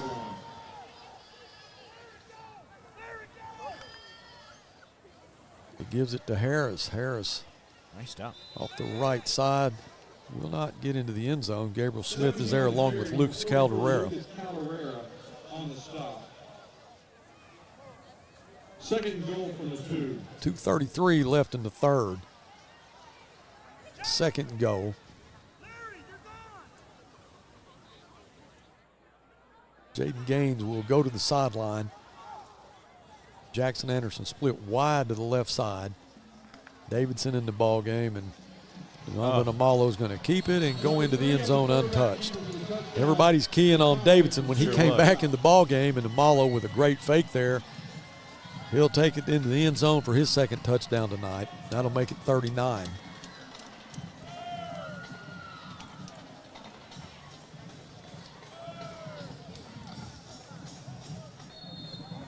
Number 22 to attempt the extra point for Conway. Major Mahar.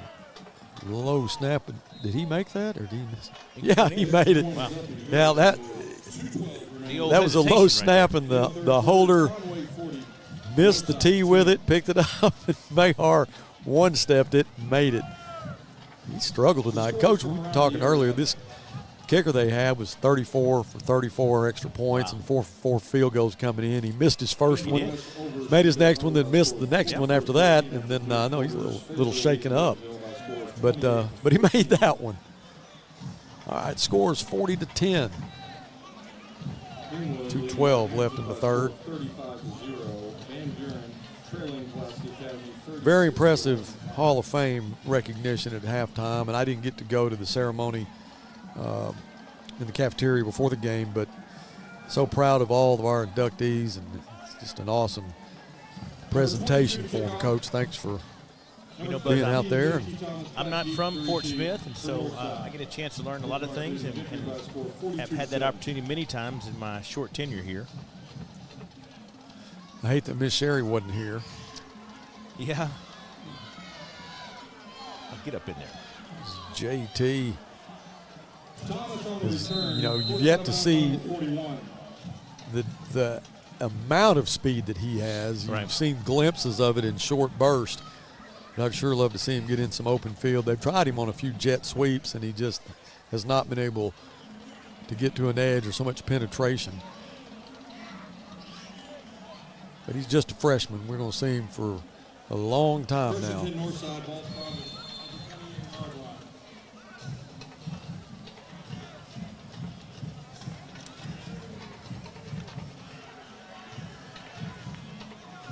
Cam on another tunnel screen, turns it up. Hey, baby. Nice. Yeah, enough for a first down. Cam has had 13 receptions last week, had a touchdown. Talking about over 200 yards. I think it was 201 yards. Wow. But he is, Cam does a great job after the catch. Yes, sir. Now Cam into the short side of the field. McLean again goes empty, steps up, running for his life now. The 45 to the 48-yard line. It's not for a first down? That'll be close. I think he had to get to the 49. Maybe they will give it to him. Let's see. Yeah, they will. McLean needed 10, got 10.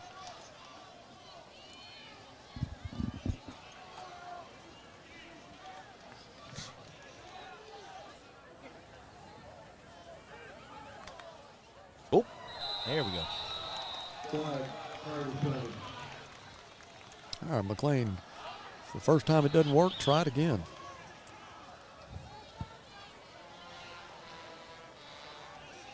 First and 5 now from the 46 of the Wampus Cats.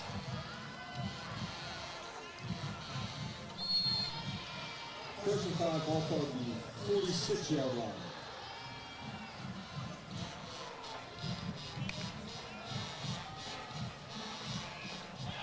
It was intended for Ezra Phillips, but McLean threw it way left of him.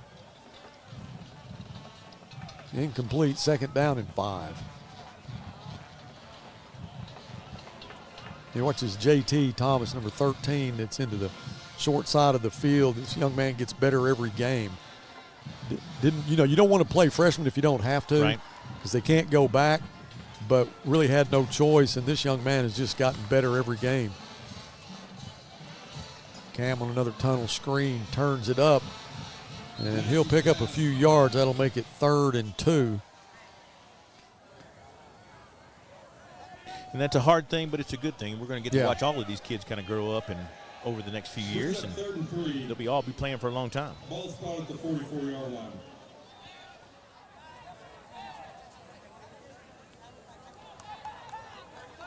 Third down and 3 for the Bears. JT and Ezra split wide right. Cam and Clark left side, looks to the left side.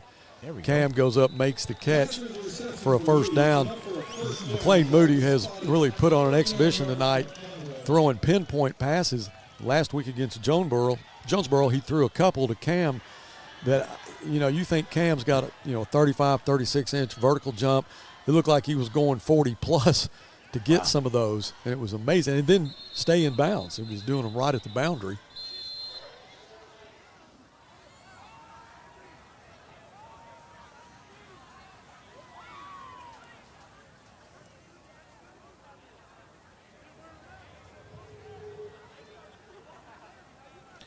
We need to add some time. Okay. 29 seconds left in the third. First and 10 for the Bears.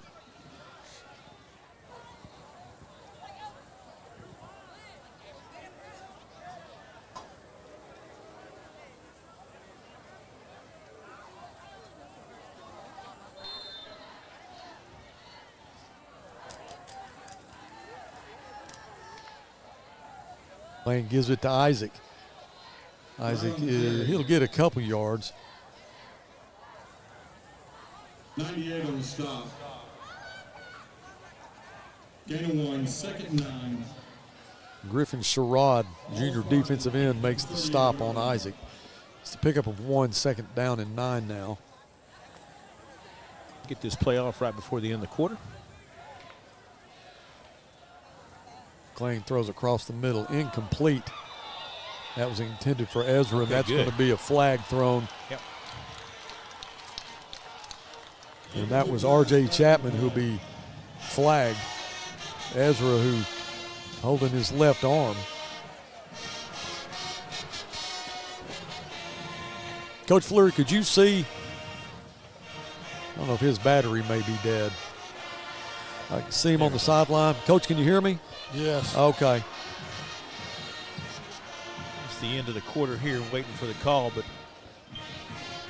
Buzz, going back to the Hall of Fame today, very honored to be a part of that. But really special for me because my short time here was also Coach Fleur's last few years here, and had the opportunity to be a part of what he has done here, and then to be out there with him on the field to be honored tonight. That was a big deal.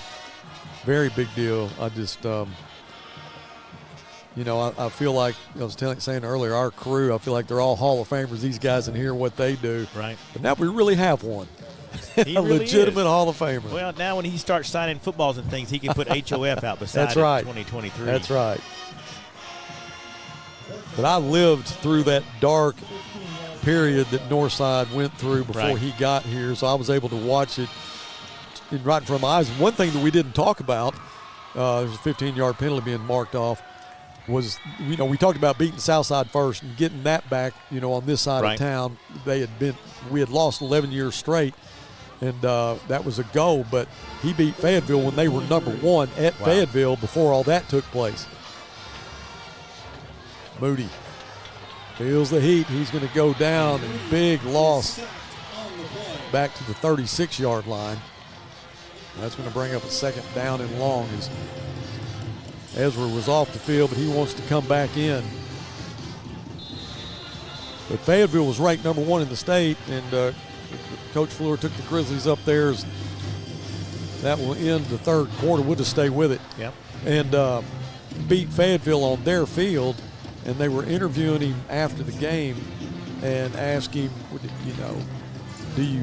how do you feel about your team? How do have you made the gains you need to make? He goes, we're not there yet. So you knew then that there was a much bigger plan, and he got it turned around. And all of us alumni, we're just so grateful for that. And I hated to see him retire, but he's sure enjoying his retirement. Yeah, I talk to him pretty much every day, and he's always in a good mood, always talking about hanging out at the creek, and has one heck of a garden. Yeah. He supplies me with peppers and tomatoes and okra, and I mean, it's just Hall of Fame stuff, man. Well, the Game and Fish has reached out to me on many occasions. The Frog River no longer has as many fish in it as it used to, mainly because Mike is there and got his line in the water between him and David Little. I just feel sorry for the rest of the anglers in the state of Arkansas. Yeah, they do a lot of floating up there, too. Well, I tell you what, it's a good life. He's got a good schedule right now. You know what? Yeah. He's got a good schedule right Yeah. now. Buzz, I appreciate what you do. Yep. Thanks, Coach. Good to see you. Appreciate Yes, you sir. coming in. Yes, sir.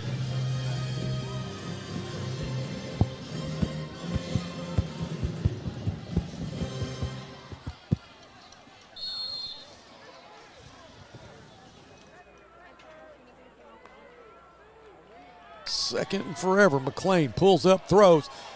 It is, oh, in and out of the hands of Ezra Phillips as he had him beat. And Noah Files, the junior safety, he made a good play, but he was beat. And he just tipped it out of Ezra's hands. Let's get a replay on that at the last second. But then he gets up and gives the sign like, man, you really did something big, but you were beat, baby. He had to go vertical and go flat out to knock that one out of Ezra's hand, so that'll bring up a third. Now McLean runs right side. He's got some room. He pulls up, throws it incomplete in and out of the hands of Ezra, but it had been inside the 20. We are in, I would assume, 4 down territory here now. Coach, what do you think? Might as well. Yeah, at the 36-yard line. That's been about the average starting for the Wampus Cats, so it will be 4th down over 20.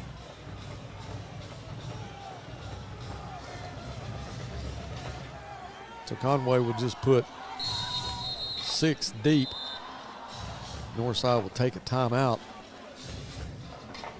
Yeah, we'll just stay with it.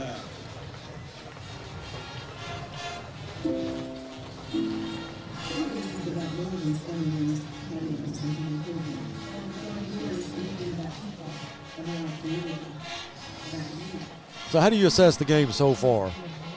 Well, it just seems like it's a broken record. We play our tails off. Yeah. Our defense just gets worn down because they're on the field all night. Our offense has some success, but they can't maintain it, and it's because we're too one-dimensional. We just have a hard time running the ball, and it's unfortunate. They're playing hard. They're giving it everything they got. They're just outmatched right now. It seems like they play their best games against the better teams. Conway, Bryant. Bryant, it was 10-3 late in the second quarter. Right. And we ended up just running out of gas in that one. But tonight you got kids like Gabriel Smith, who's really shown out opportunity to start a game against a great competition like Conway. Big time 7A Central contest. Here comes the heat from McLean. He's again going to roll right. I'm afraid there's going to be a hold there. McLean throws it into the ground. That was intended for Clark, but that'll be a turnover on downs as they will decline that penalty, and the Maulo will have it with 11:40 left to go. I would dare say this is probably the Conway starters' last series of the game, most especially if they take it down and score. Coach Fleur, Coach Bush and Alma, 35-32 in the fourth quarter against Harrison. Yeah, I talked to him. A little bit tight. I talked to him today, and he thought he knew they were a very good football team. It was going to take a great effort. It sounds like he's getting it so far. Kobe Irvin gets the ball, and he is upended quick. Calderera makes the stop. Pickup of 1 for Irwin. This might be a little bit of surprise to some people, but Fayetteville is ahead of Bentonville 35-14 in the fourth quarter. Fayetteville's capable of putting a lot of points on the board. Irwin gets the call again, bounces out to the right side.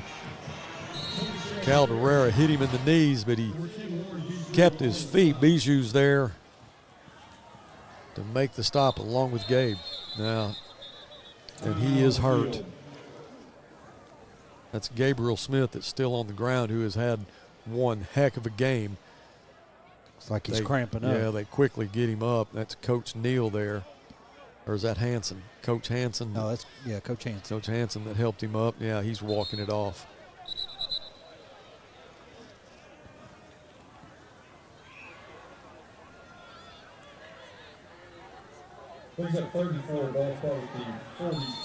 Third down and 4 for Conway.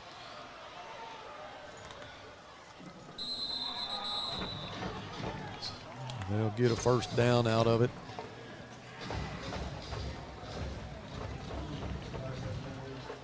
So after the penalty, the line of scrimmage will be the 47.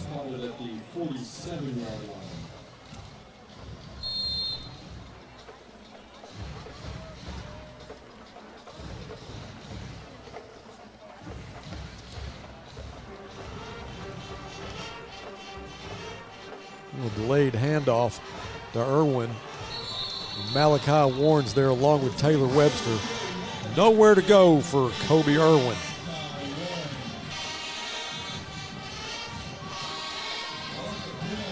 So you got dueling bands here. Conway brought their band, and they're playing at the same time our Grizzly band is.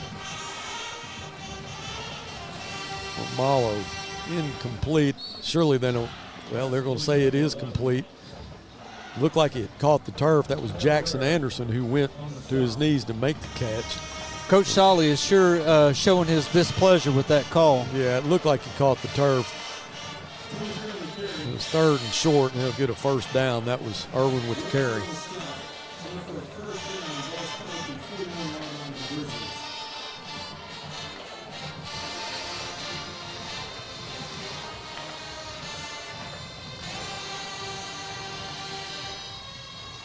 Malo gives it to Harris.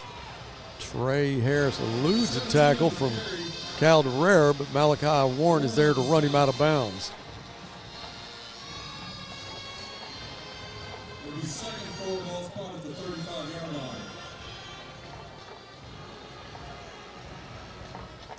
So Malo hurries it up, gives it back to Harris. 17 on the carry, number 35, Elijah Rogers on the stop for Northside. So Rogers there along with Malachi Warren. I was talking to Coach about Rogers. You know, he's punts, but he also plays wide receiver. But now they've got him playing defense. They said he will stick you. He stuck him right then. And I think Trey Harris was as surprised as anybody as he got through the line of scrimmage, tried to keep his footing, and he almost went down. He looked up, and there was nobody there but the end zone. So after that touchdown, the Wampus Cats will have 46. 8:52 left.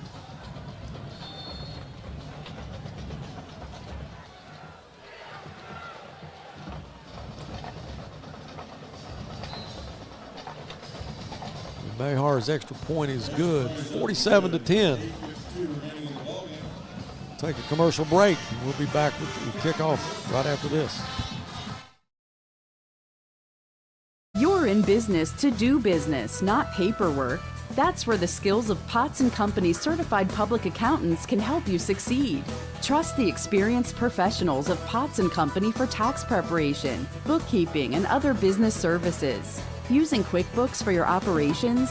They're QuickBooks experts. The Potts & Company team can help you establish, organize, and optimize your QuickBooks for utmost effectiveness. Visit pottscpa.com to learn more.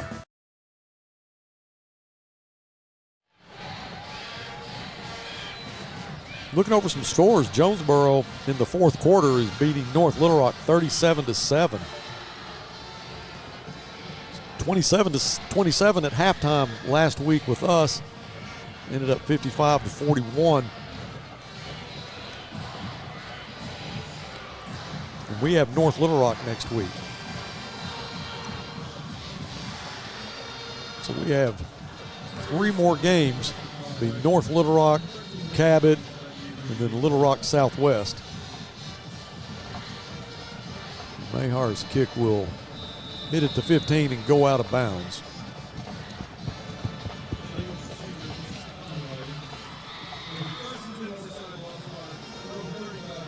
Well, that wasn't Mahar. That was the backup kicker, Will Upton, sophomore.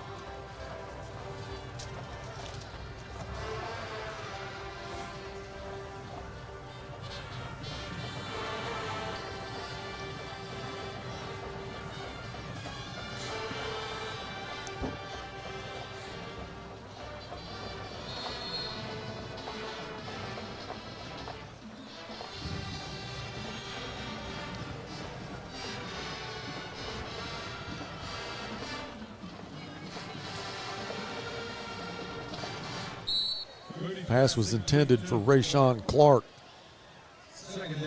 Incomplete. 2nd down and 10.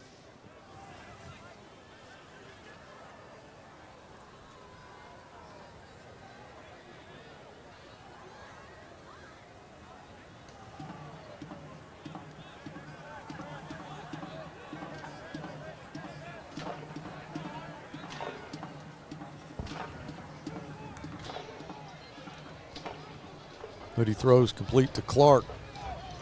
Goes out of bounds at the 36-yard line. Carter Stapleton in coverage. Rayshawn almost slipped him.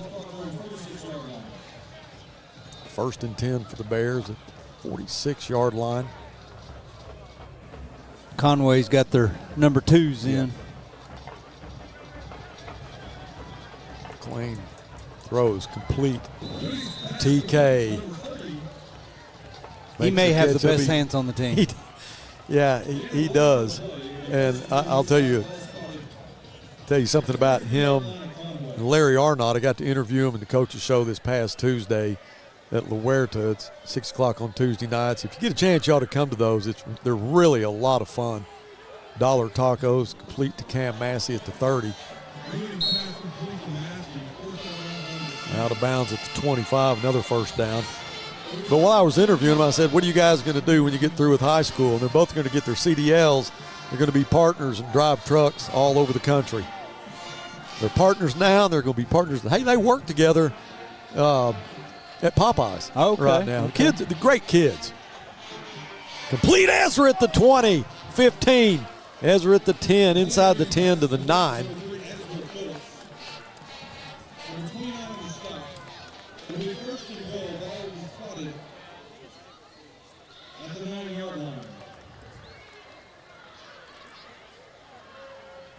First and goal from the 9.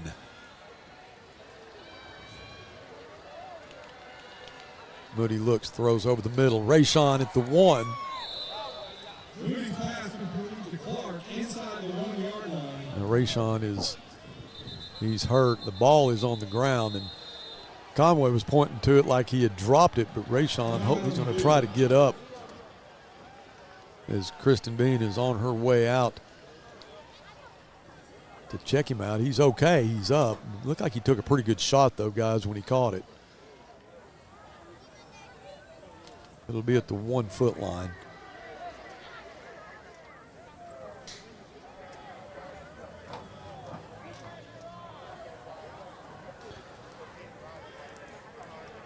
Second and goal for the Grizzlies.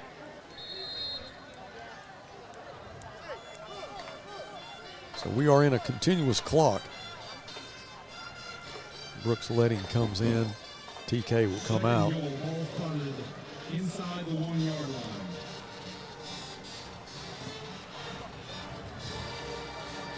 McLean, hands off.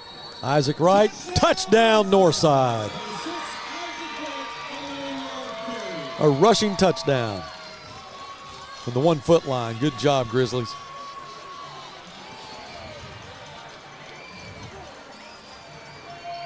That'll bring Max Chavez in to attempt an extra point. A great catch by Ezra Phillips. to get it inside the 10-yard line. Then another pass to Rayshawn to the 1-foot line, and Isaac will take it in. And Chavez remains perfect with his extra points. So with 5:44 left, the Bears down 47-14.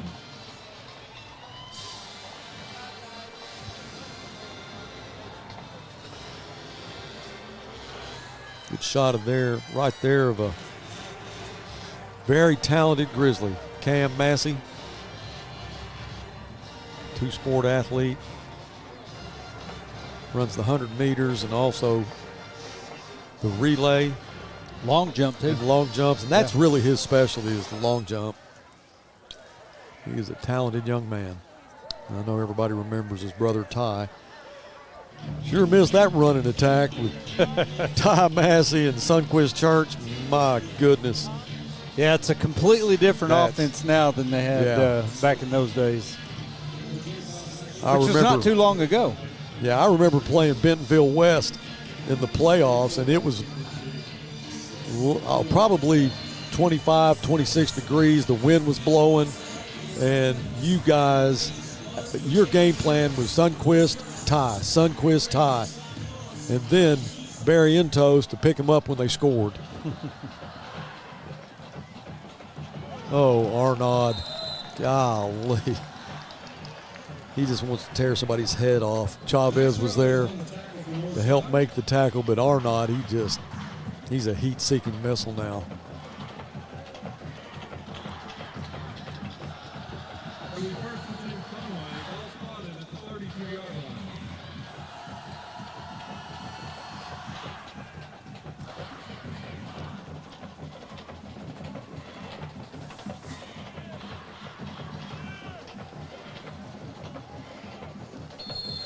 I also want to have a shout out to our freshmen, 24-6 over Springdale Southwest this past Monday.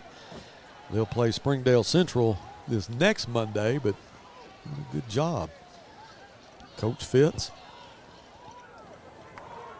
Yeah, Coach Fitz and his crew, they do a really, really good job with the freshmen.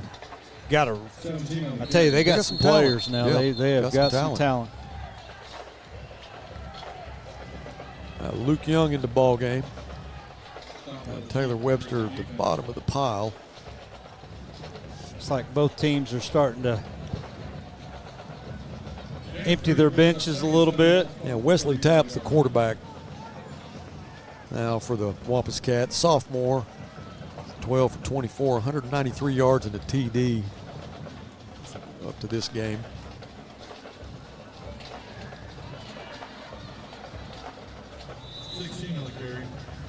That was Amari Davis, just a sophomore running back. He's way down on the depth chart, but he's had 4 carries this year for 48 yards and a couple of scores. But I remember this, from the last few years, how deep they are in a lot of these skilled positions.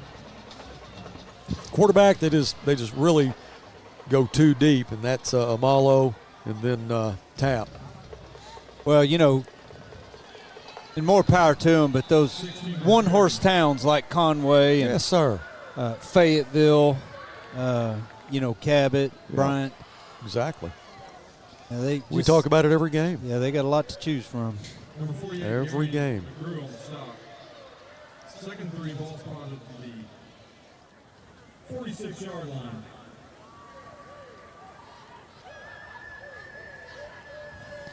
With Fayetteville beating Bentonville, that means that at some point in time in the playoffs, there's a chance that Conway and Bentonville will meet again in the semifinals.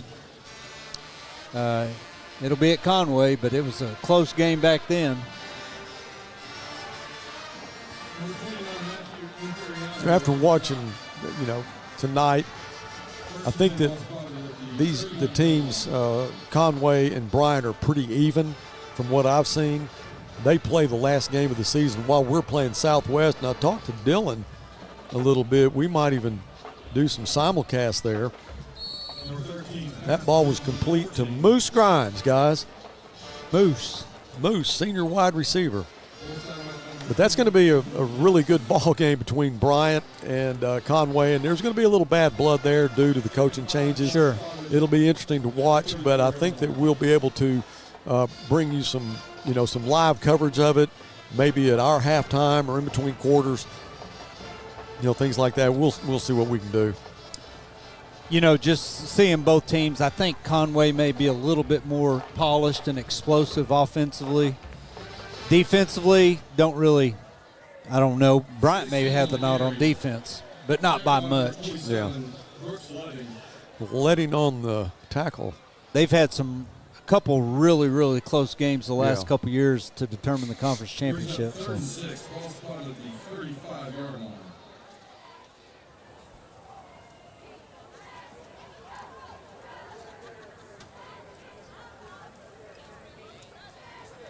Well, Coach Fleur, you got a pretty good little drive to get back home as well as I do tonight. Got a couple things you got to remember when you get home tonight before you go to bed. I'll make sure of that. Number 35, Elijah Rogers on the top. As a code there, Buzz. I think I know what it's for. It's on a need-to-know basis. But you know what? You need to know. I think I do know.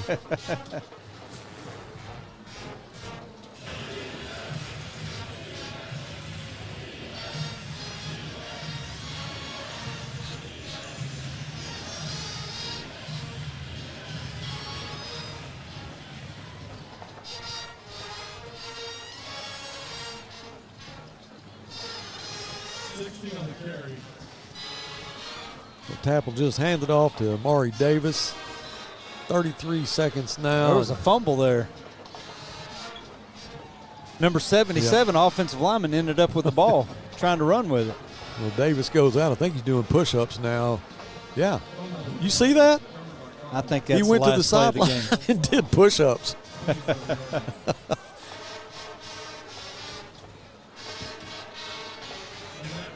Guys, that's how this one's going to end. 47-17 as the clock will run out.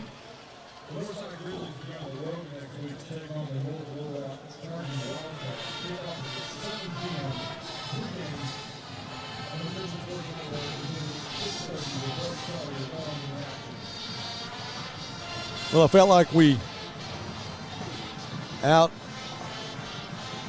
outdid what I expected, really, even though the score, again, you're playing with a limited amount of players. It seemed like they run out of gas, giving everything that they can give. You get to the fourth quarter, man, it's just tough. Your tongues are hanging out. But these guys, you can see that have a lot of heart. Yeah, and Coach Fleur, I really like the way the passing game went tonight. I think that's what we need to do to be successful in our passing game and take our shots. But, man, if we could just get just a little bit of help in the running game, I think our offense would match our defense's output. Our defense is just, they're laying it on the line. They're just playing too much. Well, I do like the fact that we just didn't shoot ourselves in the foot as many times as we have in the past. I don't think there was any picks tonight. I think McLean, like you mentioned, did a good job with the short routes. You had Cam on a couple of deep ones and Ezra on one that, looked like a sure touchdown to me, but just at the last second was knocked out of his hands by Noah Files, a senior, or I checked out a junior safety. But other than that, most of them were just quick tunnel screens, wide receiver screens, and I think they executed well. Yeah. What's your take on it, Coach Fleur? I agree with you guys. The first time, maybe this whole season, we didn't turn the football over and made them work for everything they got. So a step in the right direction. Yep. Well, have we got any final stats? Yes, sir. Y'all want to put them up? Let's go ahead and look at those, and then we'll wrap it up. Well, the glaring thing there to me, Buzz, is the rushing yards, 36 yards rushing. It was 260 yards passing. Pretty good. It may not have been the total yards that we had last week against Jonesboro, but I dare say that was against a better defense too, and I thought our passing game looked good. We're just not getting any help with our running game. Yeah, and is that due to, your offensive line having to struggle? Like you said, you had two guys that were out. in the beginning. You got Mason Medlock out there, senior. I know these guys are trying to do everything they can do. But you are playing against some big-time defensive fronts, too, with the teams that we're up against week after week. Yeah, North Little Rock, they may be struggling this year, but I can promise you this, they're going to have defensive linemen. So, yeah. Well, I'm a little shocked that Jonesboro put it on them that bad. Well, I'm just wondering if there's some internal implosions going on at North Little Rock right now. They're not used to this. Well, we got to go there next week, and hopefully we can get a win there. Then we have to come back, play Cabot here. Then we'll go to Little Rock Southwest. So who knows?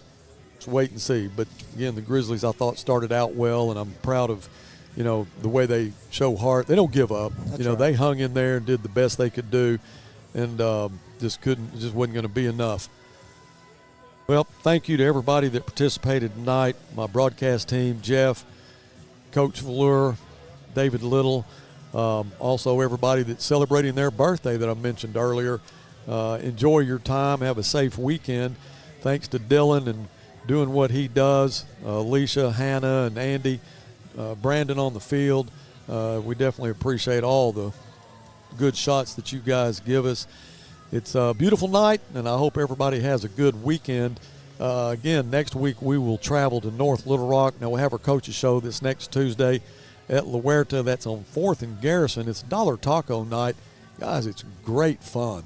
Really, it is great fun. Come out, if for anything, just to listen to these kids. It's the only chance you're going to get to learn about them and not watch them when they got a helmet on or shoulder pads. And Buzz, from what I hear, is right after the coaches show, there's a band that starts playing. Yeah. And, everybody goes out and listens to the band and have a good time. They have a good time. And actually, that band is a former baseball player at Northside. Okay. Yeah, and very talented. But anyway, it's worth going out, though. I want you to come out and enjoy the kids more than anything. We don't have very many left, not kids, but shows. So please come out and enjoy that. Again, the Grizzlies are going to lose this one 47-17. It has been a night where we thought we had some really good things happening, which we did, but Conway is a tough team. They are ranked number 1. They should be, but they've got a tough one coming up in Bryant, but they got some easy ones before that. I think they play Central this next week. Right. And so they'll breeze through that one. All right. Well, that's going to wrap it up from Mayo Thompson Stadium. I'm Buzz Sawyer saying so long. Have a good weekend and be safe, be prosperous, and go Bears.